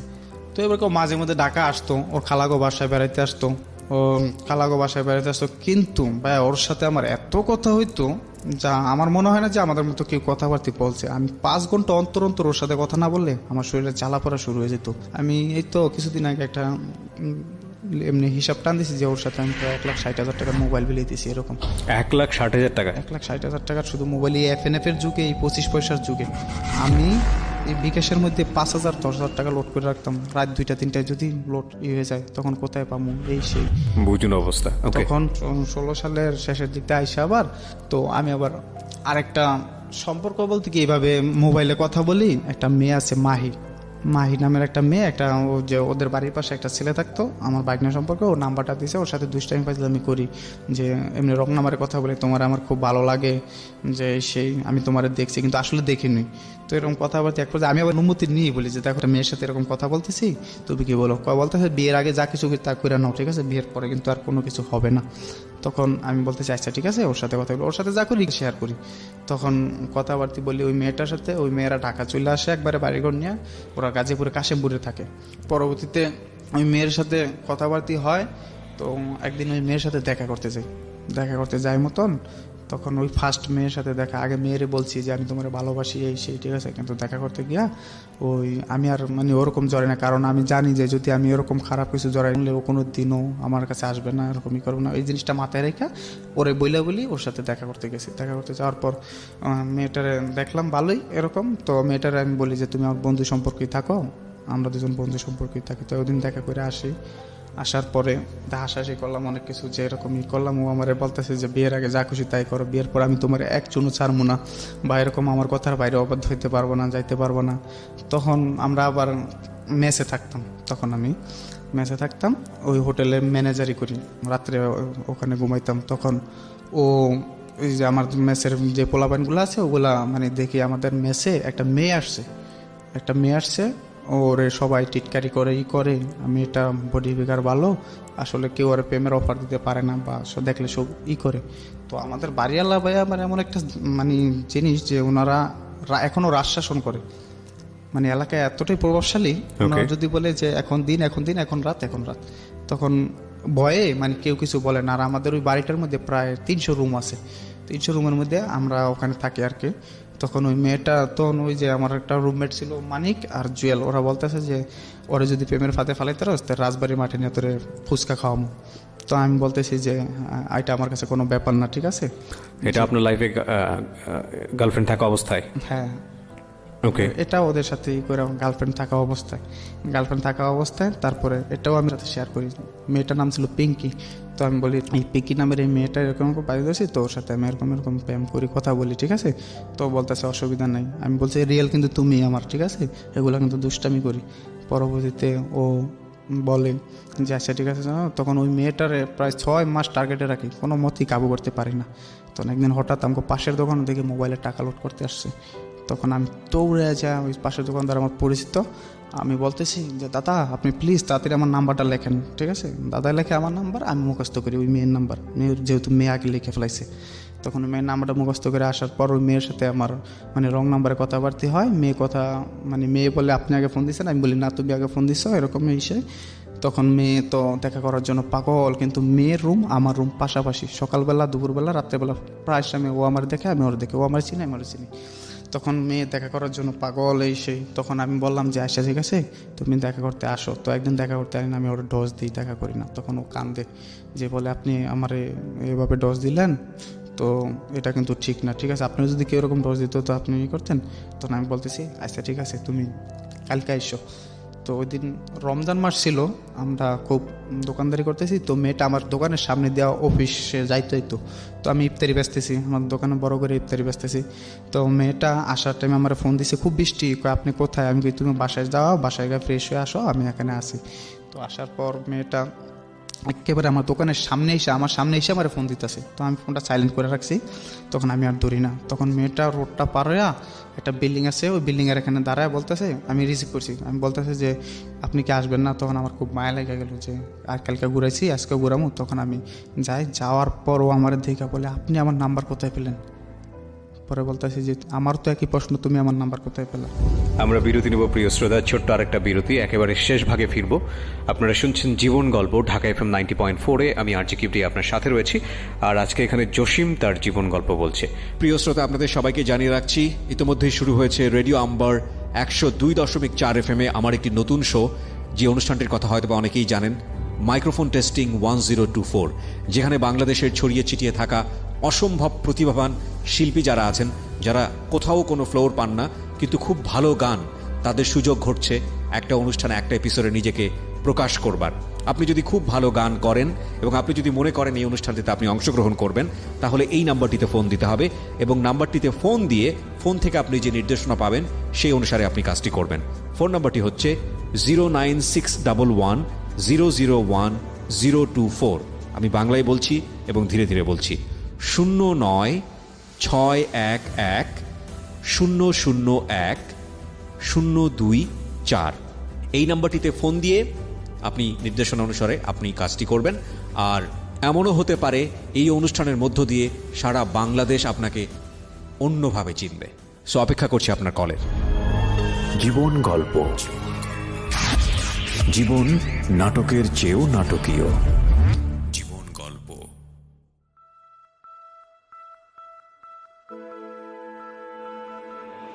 লাভ, hate, challenge, motivation, lies, truth, impossible, virtue, morality, something beyond entertainment. Welcome to my stage of reality. Stay tuned. Sunday and Wednesday with me RJ Kibriya, only on Dhaka FM 90.4. জীবন গল্প, জীবন নাটকের চেয়েও নাটকীয়। জীবন গল্প। স্বাগত আরও একবার, শুনছেন জীবন গল্প ঢাকা FM 90.4-এ। এই অনুষ্ঠানে অংশগ্রহণ করতে চাইলে আমাদেরকে ফোন করবেন। আমাদের ফোন নাম্বারটি হচ্ছে 09611-904-904। জি বলুন। ও আমার তো দেখা মানে আর 1 মিনিটও দাঁড়াইলো না, চলে গেছে বাসায় চলে যাওয়ার পরে এখন তো আমার খুব খারাপ লাগে যে বাসায় যায় যদি কারো কাছে বিচার দেয়, বাড়িওয়ালার কাছে বিচার দেয়, তাহলে তো আমার অবস্থা খারাপ আজকে। তখন আমি খুব ভয়ে দোকানদারি শেষ হয়েছে, আমি বসে পেপার পড়তেছি পায়ের উপর পা দিয়া। তো অনেকক্ষণ পেপার পড়ার পর আমি এইভাবে পেপারটা নামাইছি, চায় দেখতেছি ওই মেয়ে আমার সামনে টেবিলে বসে নাস্তা খাইতেছে। তখন ওর আব্বা, ওর ছোটো ভাই, তখন ও আমার দিকে আসতেছে। তখন আমি বলতেছি কী ব্যাপার তুমি আসলাম? বলতেছে নাস্তা খাইতে আসছি, ইশারায় বুঝাইতেছে। তোর আব্বা একটু ওদিকে গেলে আমি বলতেছি তুমি বাসায় যাও আমার ফোন দিও। বলতেছে আচ্ছা ঠিক আছে। তো বাসায় যাও আমার ফোন দেয়। ফোন দেওয়ার পর এমনি কথাবার্তি বলি। তখন ওরা আমি বলি দেখো তোমার আমি ভালোবাসি, এরকম তোমার আমার ভালো লাগে, তুমি কি আমার সাথে সম্পর্ক করবা? তো বলতেছে হ্যাঁ আমি করবো। পরবর্তীতে ওর সাথে কথাবার্তা চলে। তখন ও আমার 2-1 দিন পর যাওয়ার পর আমি বলি তুমি কি আমার ভালোবাসো? হ্যাঁ। পরে আমি বলতেছি যে আচ্ছা তোমার সাথে আমি সম্পর্ক করতে পারি, কিন্তু এর মাঝে একটা জিনিস আছে যে আমি একটা জিনিস চাইবো, সেটা দেওয়া লাগবে। বলতেছে কি জিনিস? পিঙ্কিকে বলেন এটা? পিঙ্কিকে বলতেছি যে দেওয়া লাগবে, ঠিক আছে। তখন ও বলতেছে আচ্ছা ঠিক আছে অসুবিধা নেই, আপনি যা চান তা দেখি চেষ্টা করি। তো নিশ্চয়ই ভালো কিছু ছিল না, এটা অনৈতিক কোনো ব্যাপার। ওকে। তোর বলতে আমি বলতেছি যে তুমি আমার একটা প্রেমের সাক্ষী দেওয়া লাগবো, আমি তোমার একটা কিস করবো। তখন ও বলতেছে আচ্ছা ঠিক আছে, এটা তো আমি দেবো না, আপনি সুযোগ মতো করে নেন যখন সময় পান। ঠিক আছে ঠিক আছে, আমরা এই পার্টি যেতে চাচ্ছি না, ফাইন। আপনি কি শুধু একটা কথাই বলেন, আপনি কি ওই মেয়েটার সঙ্গে এই বিষয়গুলো করেছেন? না, ফিজিক্যালি কোনো রিলেশন নেই, শুধু ও একদিন রাত্রে 3টা বাজে আমার ফোন দিছে, ও যে ওটা দিলে আমি ওর সাথে সম্পর্ক করবো। পাশাপাশি রুমে ছিলেন আপনারা? হ্যাঁ, আমি দোকানে তখন রাত্রে ঘুমাইতাম। ও আমার ফোন দিছে রাত্রে 3টা বাজে যে আপনি কোথায় আসেন, আমি এরকম গোসলখানায় আছি, তো আপনি আমার একটা কিস করে যান। ঠিক আছে। তখন আমি ও রাত্রেবেলা আসি, আসার পরে ওরা একটা কিস করে যাই। কিন্তু মেয়েটা আমার জন্য খুব পাগল ছিল। আমি মেয়েটার খুব মানে এইভাবে হয়তো ফাঁদে ফালায়া কোনো এমনি খারাপ কিছুই করিনি, কিন্তু পরবর্তী মেয়েটা অনেক কান্নাকাটি করছে, ওর সাথে সম্পর্কটা আমি ভাঙিয়ে দিই আর কি। কখনো দেখতাম আমি 11টা বাজে দিনে ঘুমাইতাম, 11টা বাজে আমি ওর যন্ত্রণায় ফোন দেয় একদিকে, ও ফোন দেয়, তখন আমি ফোন বন্ধ করে ঘুমাইতাম। আবার 2টা বাজে ঘুমাইতে উঠতাম, সেই একই জায়গায় আমার জানলার পাশে দাঁড়ায় রয়েছে মেয়েটা। হ্যাঁ, বলতেছে যে তুমি যে ফোন রেখে ঘুমাইছো না, আমি এখন পর্যন্ত তোমার আশায় দাঁড়ায় রয়েছি। আমি কি বলবো, ঠিক আছে সামনের দিকে আগাই আর কি। তখন ওই মেয়েটা মানে আমার খুব মানে লাভ করে, আমি জিনিসটা আসলে বুঝতে পারি যে মেয়েটা আসলে আমার পড়ে গেছে। তখন এদিকটা ওদের সাথে তো কথায় বাজি ধরে করছি, তখন আমার খুব খারাপ লাগে। এক পর্যায়ে ও আমার প্রায় 12টা নাম্বার দিয়ে কথা বলতো আমার সাথে। এইটা আবার কিছু লোকে রেকর্ড করে ফেলার পর আমাদের বাড়িওয়ালা ম্যানেজারের কাছে দেওয়া দেয়। ম্যানেজারের তরফে আমার বলে, ম্যানেজার তো আগে থেকে যেহেতু 10 বছর ধরে থাকেই, একটা ভালো সম্পর্ক, তো বলতেছে কী ব্যাপার যে সেই মেয়েগুলো কি শুনি, হ্যাঁ এই সেই, তো কিছু করছো নি? আমি বলতেছি না ভাই কিছু করিনি, এরকমই। তো বলতেছে অসুবিধা নেই। তো এই 1 কান 2 কান সবাই জানাবার পর ওরা বাসাটা ছাইরা দেয়, পিঙ্কিরা। বাসাটা ছাইরা দেওয়ার পর মেয়ে এখনও এলাকায় আছে, এখনও আমার সাথে দেখা হয়, হয় কিন্তু আমার সাথে কোনোদিন কথা বলে না, আমার সাথে কথা বলে না। তো এটা রিক্তা জানে, রিক্তারে আমি সব কিছু করে বলি। এই ছিলেন এগুলো বলেছেন? না, কি ও জানতেছে যে আমি ওর একটা দিছি, তো আমার মতো আমি সব কিছু চলতেছি। তো এর ফাঁকদা মাহি আবার আমার বলতেছে যে তুমি আমার সাথে একদিন দেখা করো, আমরা একদিন কোথাও করতে যাই। কে বলছে? মাহি। মাহিটাকে? মাহিটা হলো যে আরেকটা ওর সাথে কথা বলতাম কিছুদিন। আর একটা মেয়ের সঙ্গে কথা বলতেন? হ্যাঁ, ওই যে বললাম না কিছুক্ষণ আগে বলছি তো যে মাহির ঠিক সাথে আছে, কথা ঠিক আছে। তো মাহি আমার বেস্ট ফ্রেন্ড। ওরা আমি ওরকম চোখে কখনো দেখিও না, ভাবিও না। পরবর্তীতে ওর সাথে দেখা করার নিয়ে আমরা নন্দন পার্কে দেখা করতে যাবো আর কি। তখন নন্দন পার্কে দেখা করতে যাই, পার্কে যে দেখা করতে যাবো এটা বলি না, শুধু বলি যে আমি এক জায়গায় যাচ্ছি, তুমি যেহেতু অল টাইম কথা বলি, ঠিক আছে, এরকমটাই। তখন ওই মাহিরে নিয়ে আমি নন্দন পার্কে যাই। নন্দন পার্কে যাওয়ার পর ওর সাথে নন্দন পার্কে যাওয়ার মধ্যে একটা ঘটনা ঘটে যে মাহি মেয়েটার আমি কোনো সময় স্পেস দিতাম না বলতে যে একসাথে বয়ফ্রেন্ড গার্লফ্রেন্ড যে হাঁটাহাঁটি, একসাথে হাত ধরা বা ওরকমই করা, বা একটা রোড পার হইতে গেলে ওরা সেফ রাখা। তো ওই দিন রোডটা খুব ভয়ঙ্করভাবে ওরা আমি একা পার করাই, তো খুব কান্না কণ্ঠে বলে যে তুমি আমার এইটুকু স্পেসও দিলা না যে আমার রোডটা পার করবা, এইটুকু করলা না, ঠিক আছে, আজকে যদি আমার অন্য কেউ হইতো এত বড় রিক্সে আমার রোডটা পার করাইতো না, তুমি আমার ফালায় চলে আইসো। তখন আমার মনটা খুব খারাপ ছিল ওই দিন। তো আমি জানি হয়তো মাই আমার শুনতে পাইবো, ঠিক আছে, তো মাই সরি, ঠিক আছে, ওই দিনকার ঘটনার জন্য আমি যে আসলে আমি ওটা করতে চাইনি, আমার মনটা খুব খারাপ ছিল। তখন ওরা নিয়ে আমি নন্দন পার্কে ঘন্টা 2-1 ঘোরার পর ওখান থেকে চলে আসি ব্যাপারটা ওরা সব কিছু শেয়ার করি মাহিরে শেয়ার করার পর ও আমার একটা বেস্ট ফ্রেন্ড হয়ে দাঁড়ায়। মোবাইলে কথা নিয়ে আমার এই চাকরি একবার চলে যায়, যে মোবাইলে প্রচুর কথা বলি, এই যে হোটেলে যে ম্যানেজারি করি আমি, তো আমার পোস্টটা খুব ভালো এই এলাকার। তো আমার আবাসিক হোটেল ছিল না, খাবার হোটেল রেস্টুরেন্ট, ঠিক আছে। তো এটার ম্যানেজারি কিন্তু আমি অতিরিক্ত মোবাইলে কথা বলি ওর সাথে, ওই কারণে ব্যবসার একটু দেয়, কিন্তু ওনারা আমার না করে দেওয়ার পর আগারে তারপরে কিছুদিন পর ওনারা আবার আমার অ্যাকসেপ্ট করে, মানে চাকরিতে জয়েন দিতে বলে। তো জয়েন দিতে বলে মতন মনে করেন যে এইভাবে আর চলে না, মানে আমি ওর ছাড়া থাকতেই পারতেছি না, কথা ছাড়া। তারপরে যেহেতু আমি চাকরিটা আবার ছাইরা দিই, ঠিক আছে, যে ওনার কথা বলতে পারি না, করতে পারি না, ছাইরা দেওয়া। তো আমি মারে বলতেছি, মা আমার কিছু টাকা দাও, আমি একটা দোকান নেই। তো আমি দোকানদারি করি একটা দোকান পাইছি। তখন মা আমার 30,000 টাকা দেয়, আর আমার কিছু টাকা ছিল, ওগুলো নিয়ে 50,000 টাকা একটা দোকান কিনি। দোকানটা ভালোই চলে, আর এলাকায় আমি যেহেতু পরিচিত, খুব সুন্দরই দোকানটা চলে, একবার জমজমাট হয়ে গেছিলো। হয়ে যাওয়ার পর এখন বলতেছি, দেখো আমি তো যে কোনো একটা ব্যবসায় নামছি, এখন যদি তুমি আসো আমার কোনো সমস্যা নেই, আমরা চলতে পারবো, এরকম যেরকম কথাবার্তা চলে আর কি, এরকম। তো ও আবার আগে থেকেই আমারে বলতো যে আমারে তুমি নিবা, আমি তোমার কাছে যাবো, এমন মিলে উপস্থাপন করবা যাতে আমার বাপ মা ভাই বোন কেউ বলতে না পারে তোমার কাছে গেলে আমি ভুল করছি এই সেই, ঠিক আছে। তো বিষয়টা এরকমও বলতো, যেরকম ওরে 5 জিনিস দেওয়া, যেরকম স্বর্ণের জিনিস এগুলো সব কিছু দেওয়া। তো আমি বলতেছি অসুবিধা নাই, আমি আমার সাধ্য মতো তোমার সব কিছু দেবো, যাতে তোমার বোন কোনোদিন না বলতে পারে যে তুমি আমার কাছে এসব ভুল করছো। তো হঠাৎ করে ওরে প্রায় দেখতে আসে। তো আমারে বলতেছে যে আমি কিন্তু আর পারতেছি না কন্ট্রোল করতে, প্রায় দেখতে আসে, বিয়ার ঠিক হয়ে যায় আমি চলে আসুন। তখন আমি বলতেছি তো আসো, অসুবিধা নেই, এখন আমার ব্যবসা বাণিজ্য আছে, তোমার নিয়ে চলার মতো অ্যাবিলিটি আমার আছে, তুমি আসো। তখন আমার বলতেছে যে আসতে পারি, আমি কিন্তু রূপালী না, জ্যাসমিন না, ওই ওর চাস্তো বোনের নাম করলো, ফুফুর নাম করলো, যে আমি আমার আলাদা একটা চাহিদা আছে। তো আমি বলতেছি কীরকম, আমি কোনো নর্মাল থাকতাম না, নর্মালেরভাবে চলাফেরা করতাম না। তখন আমি বলি কিসে থাকবো, আমার ভালোবাসায় রাখা লাগবো, আবার করা লাগবো, ভালোভাবে রাখা লাগবো। তো আমি বলতেছি কেউ কোনোদিন চায় না যে তার বউটা খারাপ থাকুক, তো তুমি আসো। তখন ও আসবো এরকম করে, তখন আমি দোকানটা বিক্রি করে দিই। যেহেতু দোকানটা বিক্রি করলে 50-60 হাজার টাকা আমার হাতে থাকবো, তখন ওরা নিয়ে আমি কিছুটা হলেও ভালোভাবে একটু চলতে পারবো। কিন্তু ও আমার বলে না যে দোকানটা বিক্রি করে দেয়, কিন্তু আমার নিজে থেকে আমি দোকানটা বিক্রি করে দিই।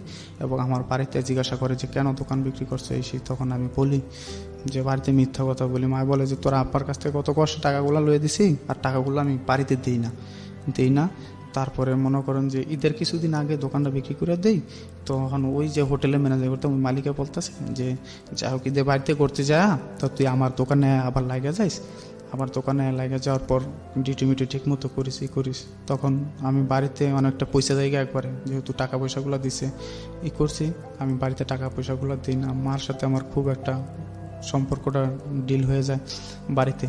তারপরও যাই হোক আমি মারে বলি যে মা অনেক টাকা দেনা ছিলাম দিছি, মায়ের সাথে সহ্য করবো, তো মায়ের সাথে সহ্য করবো না, তোমরা তো করবা, ঠিক আছে। তো আমি টাকাটা খাইয়া ফেলেছি, নষ্ট করেছি। আসলে টাকাটা আমার কাছে ছিল শুধু ওর একটু সুখে রাখার জন্য এই কাজটা করা। তারপরে মাঝখান্দা ওর সাথে ঈদের টাইমে দেখা করতে যাবো, তো বলছে যে তুমি আসো। তখন দেখা করতে গেলাম, ও ওর চাচাতো বোন মুন্নি, ওর একটা কাজিন আছে, ওগুলার নিয়ে আসছে, জ্যোৎস্না ওগুলার নিয়ে আসছে, আর ওদের কয়টা বয়ফ্রেন্ড ছিল নিয়ে আসার পর ওই পাঁচচর ওখানে একটা সুন্দর জায়গা আছে উপসর, ওখানে দেখা করলাম। দেখা করার পরেই ও আমার বলতেছে যে সব কিছু তুমি তো আমার সাথে খুব রাগ দেখায় কথা বলো, এই করো, তো সব কিছু গোছাও আমাকে, কিন্তু শেষ পার্ট আমিও বলতেছি এরকম, ও বলতেছে আমার কথা মতো এইভাবে চলা লাগবে, এই করা লাগবে সেগুলো, তাইলে কিন্তু আমি আসি।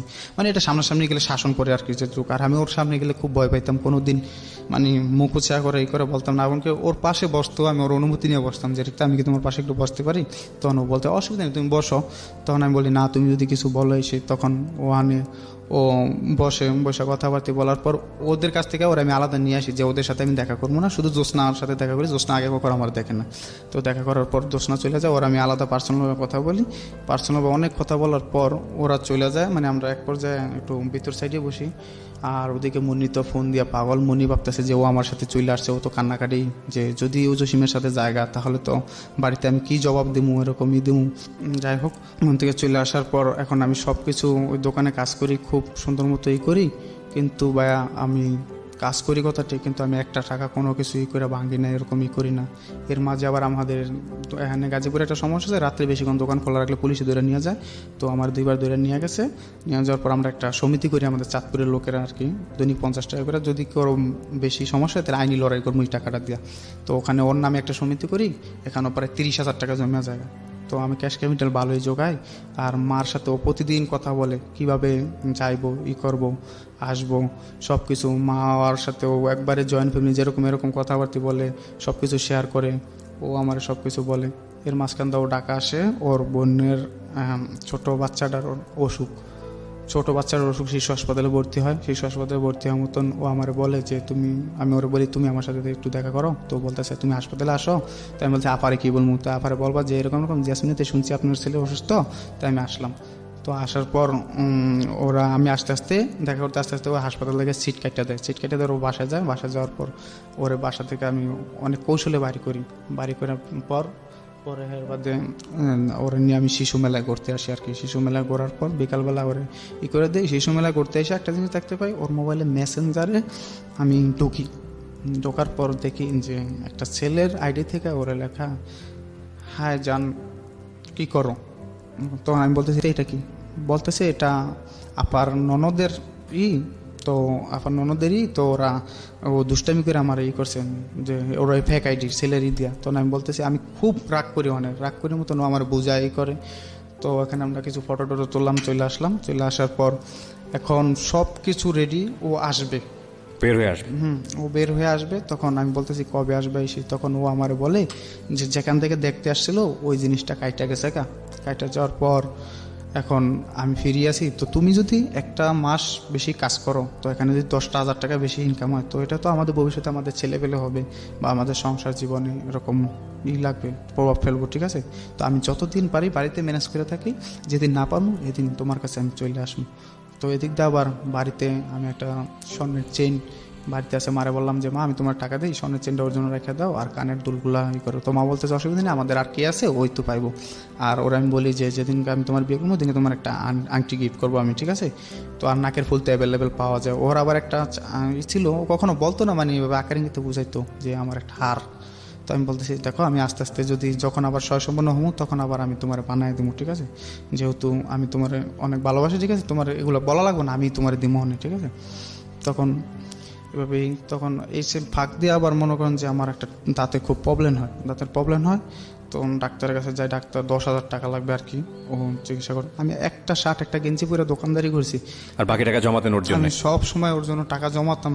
আমি একটা দোকানের ম্যানেজারি পোস্ট, একটা বড় হোটেলের ম্যানেজারি পোস্ট, ঠিক আছে। আমার দ্বারা কোনো কিছু অসম্ভব ছিল না, সব কিছুই সম্ভব ছিল। কিন্তু আমি সব সময় ভাবতাম যে যদি ও আমার যদি কোনো কিছু জানতে পাইরা যদি ও আমারে দূরে সরে চলে যায়। আমাদের এখানে জুয়া খেলা হইতো, আমি আগে মাঝে মধ্যে জুয়াও খেলতাম, মানে সমবয়সী পোলানের সাথে। আমার এখানে পোলা হয় না, বাবা খায়, মদ খায়, ঠিক আছে, সব কিছুই করে।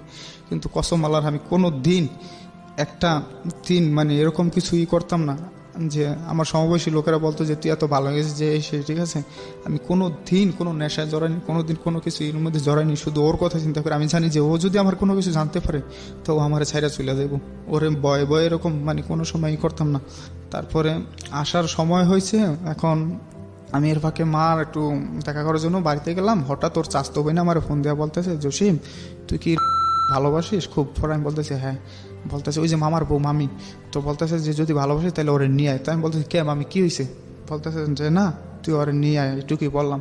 আমি আবার ওর টেস্ট করি জানুয়ারি, আমি এরকম ভাবতেছি যে কে জানি তোমার আমার কাছ থেকে কায়রা নিয়ে দিতেছে। তো বলতেছে না তুই পাগল, এরকম কিছু না। কিন্তু ওই দিন ওরা দেখতে আসে আর কি, তখন ও আমার বলে যে দেখতে আসে এরকম এরকম, এই ছেলেকে বাড়িতে কারেন্ট নেই, বিলের মাঝে বাড়ি, আর আমি সে বাড়ির বড় বউ হুমু, তো সবাই রাজি, ভাই আর আমি রাজি না। তো জিনিসটা খুব গ্যাঞ্জাম চলতেছে, এই সেই আফায়ানে বিয়া দিবই এই সেই। তখন আমি বলতেছি তুমি কি বলো? কয় না পাগল, আমি তুমি কি আমার ছেড়ে চলে যাইবা? কখনো আমার ছেড়ে এরকম যাইবা গা? তো বলতেছে যে পাগল, যে আমরা যেই পর্যায়ে গেছি গা কত কিছুর মধ্যে, ঠিক আছে আমরা এই পর্যায়ে গেছি গা, তো এখানে কোনো দিন সম্ভব না। হয়তো আমি তোমার ছেড়ে যাইতাম, আমি ভালো একটা স্বামী পাবো, কিন্তু তোমার মতো কেউ আমার ভালোবাসবে না, আমি তো সুখী নাও হইতে পারি, আমি তোমার ছেড়ে যাবো না। তখন আমি খুব কান্নাকাটি করে ওঠে যে তুমি আমার এরকম কিছু সিদ্ধান্ত নিও না, তুমি যাও না, ঠিক আছে? তো বলতেছে না আমি তোমার ছেড়ে কখনো যাবো না। তখন আমি ঢাকা এসে কথাবার্তি বলি, এই তখন ওর সাথে আমার কথাবার্তিগুলো একটু চলে, যেমন একটা মোবাইলে দুইটা সিম থাকলে যেরকম একটা আলাদা কথা বলে আরেকটা কল দিলে ঢোকে না, এরকম প্রায় দেখি সংযোগ দেওয়া সম্ভব না। তখন আমি ওরে বলি কী ব্যাপার তোমার নাম্বার এত থাকে বিজি থাকে, তুমি কথা বিজি না এখন ঢোকে না? কয় মোবাইল তো ঘরে ফালা থুই, তখন কথাবার্তি নেটের সমস্যা, এজন্য ঢোকে না। তো মাঝে মধ্যে করতে যাইতো, করতে গেলে আমি বারণ করতাম, আমার কাছ থেকে অনুমতি নিয়ে যাইতো, যখনই করতে পারি তো আমার বলতো আমি যাইতেছি, আবার আসলে বলতে এটা নিয়ে একদিন অনেক ঝগড়া হয়। ঝগড়া হওয়ার পরও আমার বলতে তুই আমার চলাফেরার মধ্যে এত বাধা দেওয়াস কি লিগা, তুই আমার বাধা দেওয়ার কে, ঠিক আছে আমি কি তোর মনের মতো চলবো নাকি? তা আমি বলতেছি আজকের পর থেকে তুমি তোমার মন মতোই চললো, আমি কোনোদিন বাধা দেবো না। আমার বলতে তুমি কেন বাধা দাও আমার থেকে একটু কেন? দেখো আমি পত্রিকা পড়ি, সব কিছুই পড়ি, ঠিক আছে আমি 2-3টা দৈনিক জাতীয় পড়ি, ঠিক আছে? তো আমি দেখি যে এরকম একজনের বয়ফ্রেন্ডের সাথে একজন দেখা করতে যায়, ওখানে র্যাপ হয়, ওখানে মানে দর্শন হয়, ঠিক আছে? এইসব যদি তোমার কিছু হয়ে যায় তাহলে আমি কি নিয়ে বাঁচবো, ঠিক আছে? আর আমি তো তোমার কোনোদিনও ফালাইতে পারবো না, ওই বাঙ্গা জিনিস নিয়ে আমার সারা জীবন থাকা লাগবো। তখন ও আমার বলে সরি, আমি আর কোনোদিন তোমার কথা ছাড়া কোনো জায়গায় যাবো না, এই সে।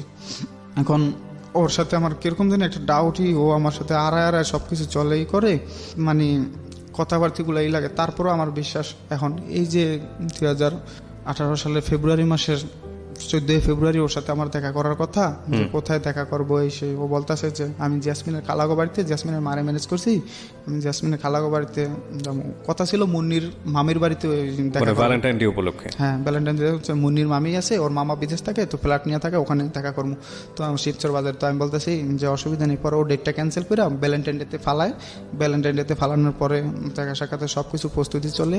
তো আমি বলতেছি যে তোমার কি কি লাগবে তুমি এরকম বলো। ও বলতেছে আমার কিছুই লাগবে না, আমি এদিকে টু পিস বানাইছি, তোমার পছন্দ জামা কাপড় বানাইছি, তো তুমি আমার জন্য 2টা সাদা ওড়না নিয়ে এসো, সাদা ওড়না নিয়ে এসো আর এমনি একটা স্প্রে নিয়ে এসো। তখন আমি বলতেছি আচ্ছা ঠিক আছে।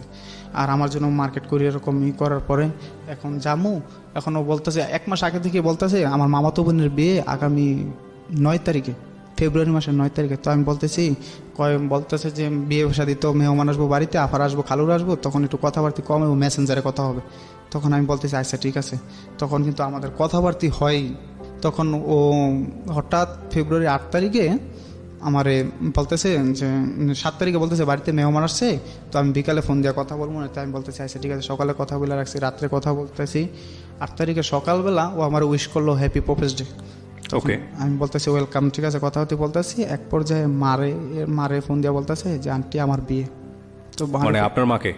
আমার মারে ফোন দেওয়া বলতেছে যে আন্টি আমার বিয়ে। আমি তো জানতেছি ও বলতেছে ওর মামাতো বোনের বিয়ে, 9 তারিখে বিয়ে, 12 তারিখে ওই বাড়ি থেকে আসবো, 14 তারিখে দেখা করবো। তখন মা বলতেছে কি বলো তোমার বিয়ে জসিম জানে? পরে বলতেছে না জসিম জানে না, আপনি কি চান আপনার ছেলের কোনো ক্ষতি হোক? কয় না। তো তাহলে ওরা বললেন। তো মা বলতে কেমন সম্পর্ক হলো, এতটা বছর সম্পর্ক কইরা এত কিছুই করে তুমি আমি বিয়ে হয়ে যেতেছো, তুমি কি সত্যি বলতেছো? হ্যাঁ আমি সত্যি বলতেছি, আমি আমার বাপার মতো বিয়ে বসতেছি। তখন ও আবার আমারে ফোনে মা আবার আমার বইলাতে যে জসিম এরকম এরকম রিক্তার বিয়ে। তো আমি বলছি না মা, ওর মামাতো বোনের বিয়ে, ও তো দুষ্টামি করছে হ্যাঁ তোমার সাথে। তো আমি ফোন দিয়ে জিজ্ঞেস করি তুমি মার সাথে কি বলছো? আমি মার সাথে দুষ্টামি করছি, দেখি মা কি বলে, কিছু বলে কি না। তো ওরে পরে এইভাবে কথাবার্তা বলতেছি, মারে বললাম না ও দুষ্টামি করছে। তো আমি বলছি মার কাছে ক্ষমা চাই নিও, বলতেছে বিয়ে বাড়িতে যাই আগে তোর ক্ষমা চাই নি মনে। তারপরে ও গায়ে হলুদের দিন সকালবেলা কথা বলছি 11টা থেকে 12টা, বিকালবেলা আমি ফোন দিছি, বলছি তুমি কোথায়? বলতেছে আমি পার্লারে আছি, সাজ দিছি। তো আমি বলতেছি পার্লারে কেন? মামাতো বোনের সাথে সাজ দিয়ে আসছি। তো ঠিক আছে, রাত্রে স্টেজে বয়ে কথাবার্তা বলতেছি, সব কিছুই করতেছি। স্টেজে কথা এর ফাঁকে আমার মনের মধ্যে একটা মানে একটা হলো, আমি বলতেছি রিক্তা এই 5টা বছরের সম্পর্ক হয়েছে, আজকে তোমার আমার এতভাবে মনে পড়ে, আর কোনো দিন তোমার আমার এরকম মনে পড়ে নাই, কোনো দিন তোমার আমার এরকম মনে হয় কে যেন তোমার আমার কাছ থেকে কায়রা নিয়ে গেছে। তো ও বলতেছে না পাগল, আমি বলতেছি আমার চেহারাটা অনেক সুন্দর হয়ে গেছে, আমি কিরকম আজকে অনেক খাওয়া খাইতে গেছি, মনে হয় আমি বাঁচবো না, আমি মারা যাবো, ঠিক আছে। ও জানে যে ওরে কোনো দিন না পাইলে আমি কোনো দিন এরকম ওর সাথে আমার বলা যে আমি এই পৃথিবীতে থাকবো না। তখন ও বলতেছে আরে পাগল এটা এমনিতেই ঠিক আছে, তুমি এরকম চিন্তা ভাবনা কিছু করো না। হঠাৎ দেখি কিছুক্ষণ পর আমার মোবাইলে একটা পিকচারটা যে একটা ছায়া একটা মানুষের কপালে কিস করতেছে, আর বলতেছে চিন্তা করিস না, তোর পাশে ছায়া হয়ে সব সময় আছে, ছায়া হয়ে সব সময় আছে। আর ও আমার বলতেছে তোমার কয়টা ছবি দাও। আমি তখনও বুঝতে পারি না যে ওর এই কথার অর্থগুলো, ঠিক আছে। তখন আমার বলতে তোমার কয়টা ছবি দাও ভালো মতো, ভালো ছবিটা আমি কী করবো, কয় মামাতো বোনের দেখাবো। তো আমি বলতেছি যে আচ্ছা ঠিক আছে, আমি অনেকগুলো পিক তুলে দিলাম। দেওয়ার পরে ও আমার বলতেছে জান কিছু খাইছো। আমি বলতেছি তুমি জানো না, তুমি কোথাও গেলে আমি এরকমভাবে থাই, তুমি আগে আসো, তারপরে আসার পর আমি যা করি করবো অনেক, ঠিক আছে। তুমি কোথাও দূরে থাকলে আমার ভালো লাগে না। তখন ও বলতেছে আচ্ছা ঠিক আছে, রাত 1টা পর্যন্ত কথা হয়েছে যে আমরা কোথায় ঘুরতে যাবো 14 তারিখে, তুমি কী ড্রেস পরলে দিন পরবা, আমি কী ড্রেস পরবো, ঠিক আছে, কী কী মেনু থাকবে। বা ও আমার বলতেছে যে এবার তুমি আসলে তোমার আমি অনেক সুন্দরভাবে আদর করবো, ঠিক আছে, যাতে আমার কথা মতো চলো, জীবনটা সুন্দর করে সাজাতে পারো। তো আমি আছি ওই দান্দায় ওরকমভাবে। তখন শুক্রবারের সকালবেলা 9 তারিখে ওরা আমি বলতেছি যে রিক্তা তুমি আমার সাথে তো কথাবার্তা কম হইব, তো তুমি এখন আমার সাথে একটু কথাবার্তা বলো, আমার ভালো লাগতেছে না। তো বলতেছে আচ্ছা ঠিক আছে বলো। 11টা হইতে শুরু করে 12টা পর্যন্ত কথাবার্তা বলি, অনেক কথা হইতে হাসাহাসি করি যে তাড়াতাড়ি হবে বিয়ে বাড়িতে, সাবধান, কেউ যাতে কেউ বলতে না পারে এই মেয়েটা খারাপ এরকমই। তখন ওরে আমি বলার পরে ও আমার বলতেছে যে জান দুপুরে ওই যে মেয়েদের হলুদ গোসল করে না বিয়ের আগে, তো ওইটার সময় হয়ে গেছে গা, তো আমি এখন রাখি, মামাতো বোনের শ্বশুরবাড়ি যাবো, তো 2 দিন পর আইসা কথা হইব। তো 2 দিন পর আইসা কথা হইব। তার বলতে আমি রাগ করে ফোনটা কাইটা দিছি। ও আমার বলতেছে তুই যে আমার সাথে রাগ করস, তুই কোনোদিন আমার সাথে কথা না বলে থাকতে পারবি। আমি বলতেছি তা তো তুমি ভালো করে জানোই। তো বলতেছে তুই ফোন দিস আমারে, তুই করে কথা কইস ওই দিনকা, কয় তুই আমার ফোন দিস। তো শুক্রবারে বিকালবেলা ফোন দিছি, মোবাইলটা বন্ধ, দুপুরবেলা আবার হাত থেকে পড়ে আমার টাচ মোবাইলটা ভাঙা যায়। আমি তারপর অনুভব করতে পারতেছি না, কিন্তু আমার ভিতরে খবর হয়ে গেছে, আমার খুব জ্বালা পড়া শুরু হয়েছে, আমার খুব খারাপ লাগতেছে, হাতে কোনো কাজ উঠতেছে না। তখন বিকালে ফোন দিলাম, রাত্রে ফোন দিলাম, শনিবারে সকালে ফোন দিলাম, তারপরে শনিবারের বিকাল রাত্রে ফোন দিলাম, বিকালে ফোন দিলাম, রবিবারে সকালে গিয়ে আবার ফোন দিয়েছি, মোবাইল বন্ধ। আমরা এখানে একটা বিরতি নেই প্রিয় শ্রোতা, ছোট্ট একটা বিরতি। ঠিক রাত 1টায় ফিরে এসে এই গল্পের বাকিটুকু আপনাদেরকে শোনাবো। আশা করছি আমাদের সাথেই থাকবেন।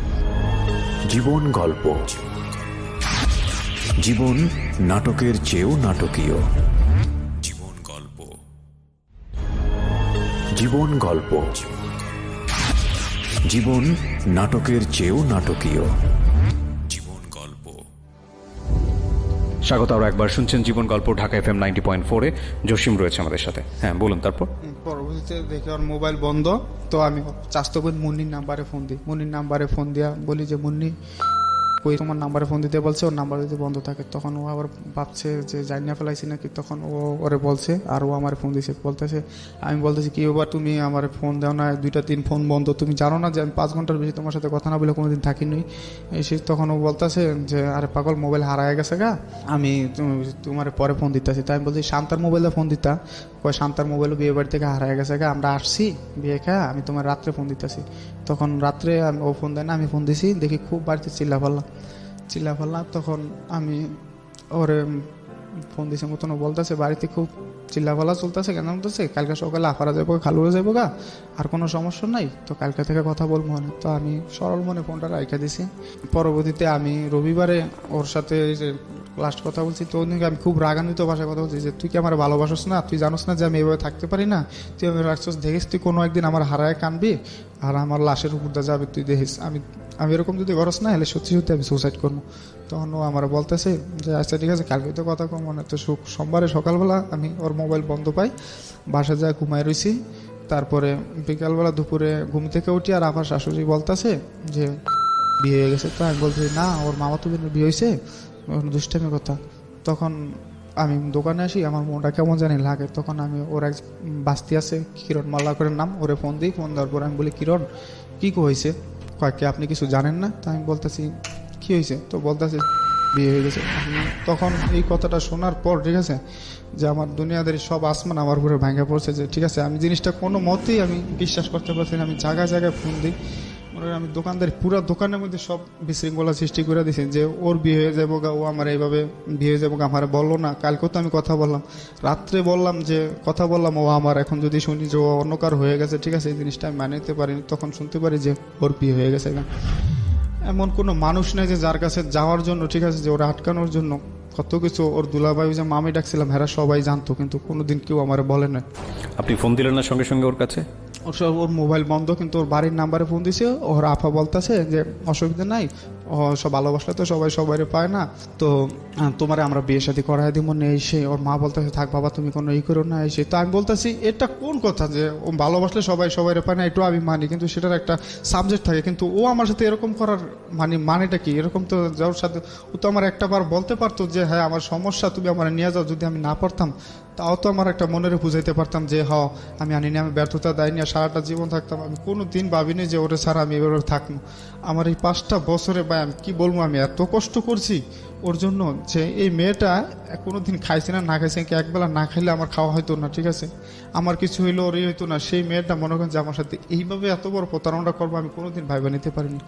আমি ওই দিন দুপুরবেলা মানে এত কান্নাকাটি এক পর্যায়ে ঠিক আছে আমার দোকান তো মানে সব স্টাফ সবাই হতবাক। আমাদের প্রেমটা এমন ছিল যে আমাদের সবাই জানতো যে একটা মুভির প্রেম যেরকম হয় এরকম ছিল, সবাই জানতো, সবাই অবাক যে এটা কি হইলো, এটা কোনো কিছু না। আমার তো যে আমি বাঁচবো না, আমি মরে যাবো, আমার এরকম মাথার মধ্যে একটা হয়ে পড়ছে ঠিক আছে। তখন আমি চিন্তা করি যে আমি যদি এরকম কিছু করে ফেলাই ঠিক আছে, আমি আমার কতদিন আগের ঘটনা এটা? এটা হলো গায়ে যে 14 ফেব্রুয়ারি গেল, এই 2018 সালের 14 ফেব্রুয়ারি, এই তো কয়েক মাস আগে। হ্যাঁ কয়েক মাস 12 তারিখে আগে 12ই ফেব্রুয়ারি জানতে পারি ওর বিয়েটা হয়েছে। তখন আমি চিন্তা করলাম যে আমি আমার বাপেরে এই 10টা বছর এতটুকু বয়সে যে বাইরে রয়েছে অন্ত পর্যন্ত কিছু দিতে পারিনি। আমার আব্বার কথাটা আমার অনেক মনে পড়ে গেল। আমি মারে ফোন দিয়ে বললাম যে মা তুমি চলে আসো, যদি আমার বাঁচিতে চাও যদি চলে আসো ঠিক আছে, আমি মনে হয় আর বাঁচবো না। তখন ওর দুলাভাইয়ের কাছে গেলাম, পাউডি বেড়া জড়া ধীরে বললাম যে দুলাভাই মামা তুমি ওরা এই করো, ওরা একটু ফেরানোর ব্যবস্থা করো। মামানির পাউডি বেড়া জড়া ধরছে, কিন্তু কেউ ওরা জানতো সবাই আমি কত টাকা পয়সা নষ্ট করছি এই মানুষগুলার ঠিক থাকার জন্য, সবাই জানতো, কিন্তু কেউ আমার একটু বলেও না যে ওর বিয়েটা হয়ে যাইতেছে বা হইতেছে। আজকে আমার মানুষের ভালোবাসলে পায় না আমি মানি, কিন্তু এত বড় প্রতারণা করো তো ঠিক আছে। ওর সাথে আমার শুধু ভালোবাসার সম্পর্ক ছিল না, ওর সাথে আমার আত্মার সম্পর্ক ছিল। ওর ভালোবাসায় আমি শিখছি যে জীবন কি জিনিস, টাকা পয়সা কি জিনিস, সময়ের মূল্য কি জিনিস। ওর কথা চিন্তা করে আমি কোনোদিন কোনো খারাপ কাজে যাইনি।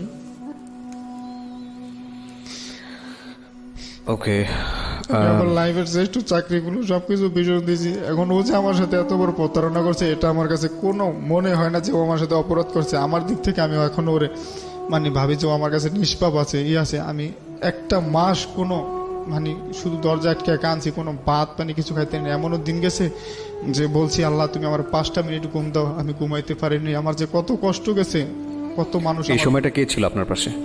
এই সময়টা আমার মা আমার পাশে ছিল। আমার মা শুধু 2টা দিন আমার পাশে ছিল, তারপরে চলে গেছে। সবাই আমার পাশে ছিল, আমার সান্ত্বনা দিত যে এরকম কিছু করিস না, ও তোর লাভ হইলেও তোর কাছে ফিরে আসবো বা এরকম করবো। তখন মানুষের সাথে যখন একটু কথা বলতাম তখন আমার ভালো লাগতো, কিন্তু একা একা আমি করছিতেই তারপর তো এটা তো আদি যুগের প্রেম না, এটা ডিজিটাল যুগের প্রেম। মেসেঞ্জারে যাওয়ার ছবিগুলো দেখলে, ওর কথাগুলো দেখলে ঠিক আছে আমি আর মাইনে নিতে পারি না। কিন্তু যেই মানুষটার সাথে আমি অবাধে কথা বলছি, কোনো কিছুই ছিল না, সেই মানুষটার সাথে আজকে কথা বলতে গেলে আমার অনেক বড় দেয়াল টপকাইতে হয়।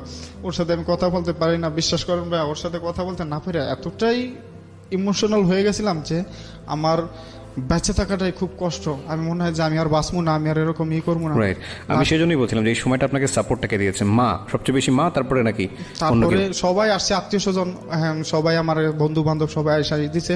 এক পর্যায়ে বাড়িতে নিয়ে যেতে চাইছে, কিন্তু আমি বাড়িতে যাইনি মতন কি করবো, বাসায় একা একা শুধু দিন রাত 24 ঘন্টা 1 মাস থেকে আমি শুধু কাঁদছি ওর জন্য যে আল্লাহ তুমি। এই সময় ফোন দিতেন না, যোগাযোগ করতেন না? হ্যাঁ 1 সপ্তাহ পরও আমার ফোন দিছে। ওই ফোন দিছে, তারপর কি বলে? বলতেছে যে কেমন আছেন এরকম। তো আমি এত কান্নাকাটি করলাম যে রিক্তা তুমি কেন এরকম করলা, তুমি তো জানো যে আমি তোমার সারা থাকতে পারবো না ঠিক আছে, কোনোদিন তোমার সারা বাঁচাটা অসম্ভব আমার। তখন ও আমার, আমি বলছি তুমি কেন এমন করলো, তুমি চলে আসো, আমি তোমার মাইনা নেবো, ঠিক আছে, আমি তোমার কিচ্ছু বলবো না, যদি আমি তোমার সুখে না রাখতে পারি তুমি চলে যাও, ঠিক আছে। আমার মা তো, আমার ফ্যামিলি তো সবাই জানে, তুমি কেন এমন করলো। ও আমার শুধু একটা কথাই বললো যে প্রত্যেকটা মানুষের জীবনে একটা করে জ্বর আসে, ঠিক আছে, মনে করেন আপনার জীবনে জ্বর আসছে, আপনি জীবনটা সাজায় নেন। এরপরে কি আর যোগাযোগ করেনি? এরপরে বিয়ের পরে 2-3 দিন কথা হয়েছে, কিন্তু ও এখন মানে আমার মনে ঘৃণা ধরানোর জন্য ও আমার সাথে এমন এমন রাব ব্যবহার করে, ঠিক আছে, যে তারপরেও আমি ওরা ঘৃণা করতে পারি না। শুধু ও আমার সাথে অনেক রাব ব্যবহার করে। আমি ওনার হাজবেন্ড জানে বিষয়টা? না, ওনার হাজবেন্ড জানে না, কিন্তু ওদের এলাকার এমন কোনো লোক নাই যে না জানে ওর সাথে আমার এই সম্পর্কের বিষয়টা। আমি ইভেন্ট ওরে না পাই, ওর ব্যথায় এমনও প্রার্থনা করছি আল্লাহর কাছে যে যদি আমার 20টা বছর হায়াত থেকে দেয়, 10 বছর কাটেন না, আমার এই হাত পাও যদি একটাও যদি নিয়ে যদি সুখী দাও তুমি আল্লাহ, তারপর ওর আমার কাছে ফিরে দাও। আমি ওর অনেক ভালোবাসি জীবনে, আমি কোনোদিন ভাবিনি ওরা চাইলে আমি থাকি।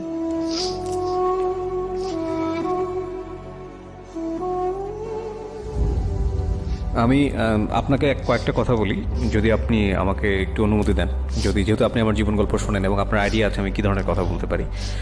প্রথম কথা হচ্ছে যে এখানে আপনার ভুল কী ছিল, তার ভুল কী ছিল, এগুলা জাস্টিফাই করে কোনো লাভ নাই। বর্তমান সিচুয়েশন যেটা সেটাই স্বাভাবিক।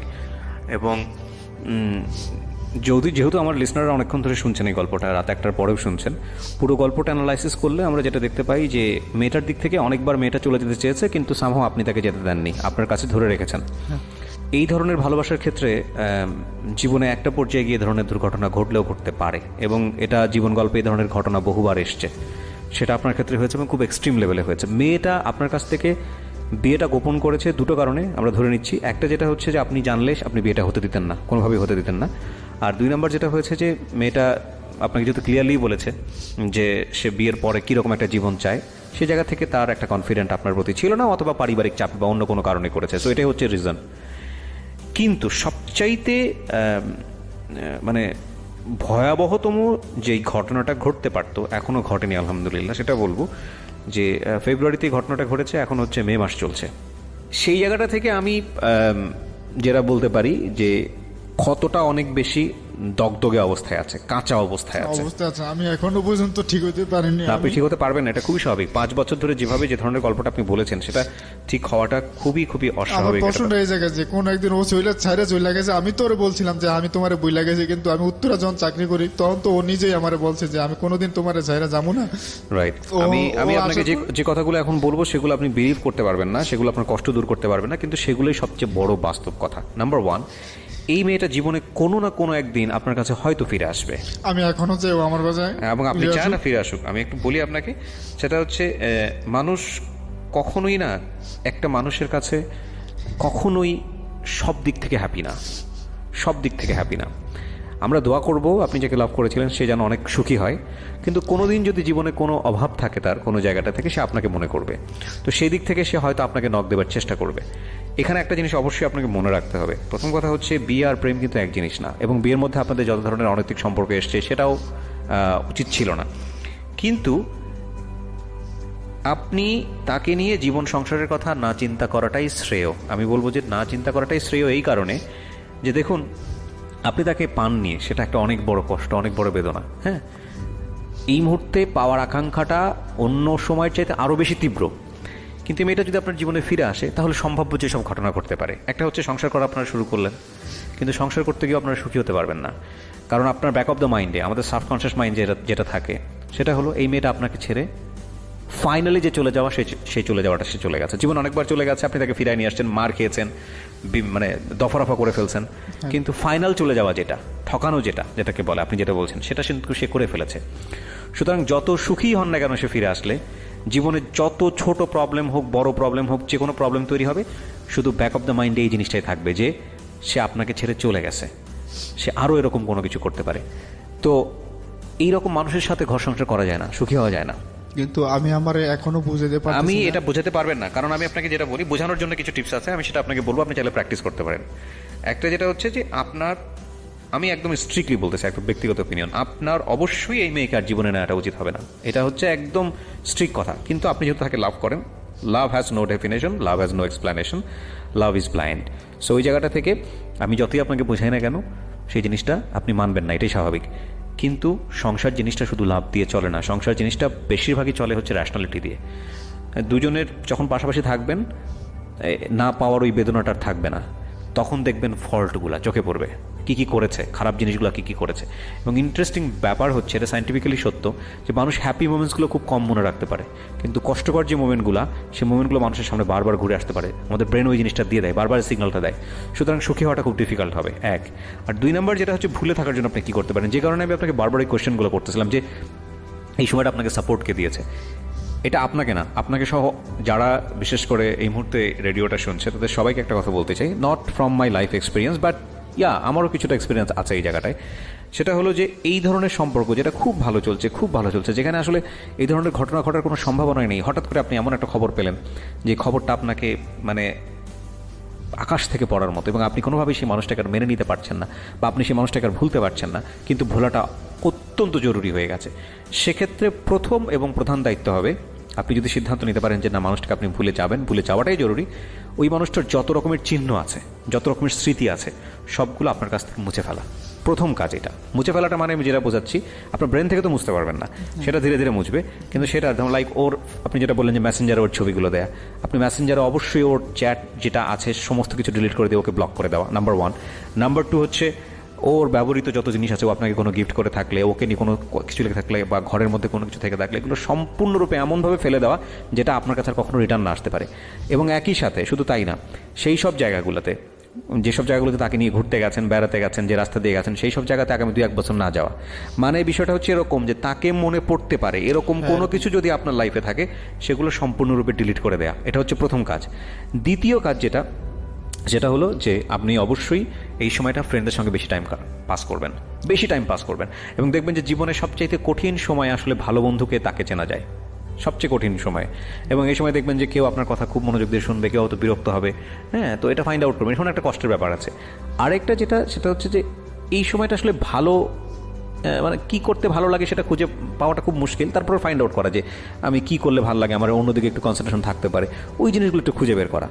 ভুলেও কখনো ড্রাগসের কাছে যাবেন না, এটা একটা ভুল সিদ্ধান্ত। খুব সচেতন। ইভেন একটা সিগারেটও কখনো টান দিবেন না। আজকে 2টা মাস হয়েছে, ঠিক আছে, আমি শুধু এরকম কোনো কিছুর মাঝে যাইনি যে আমার বিশ্বাস, আমার মনের মধ্যে এতটুকু বিশ্বাস কাজ করে যে ও কোনো একদিন আমার কাছে ফিরে আসবো বা এরকমই থাকবো, এরকম আমি বুঝতে পারছি।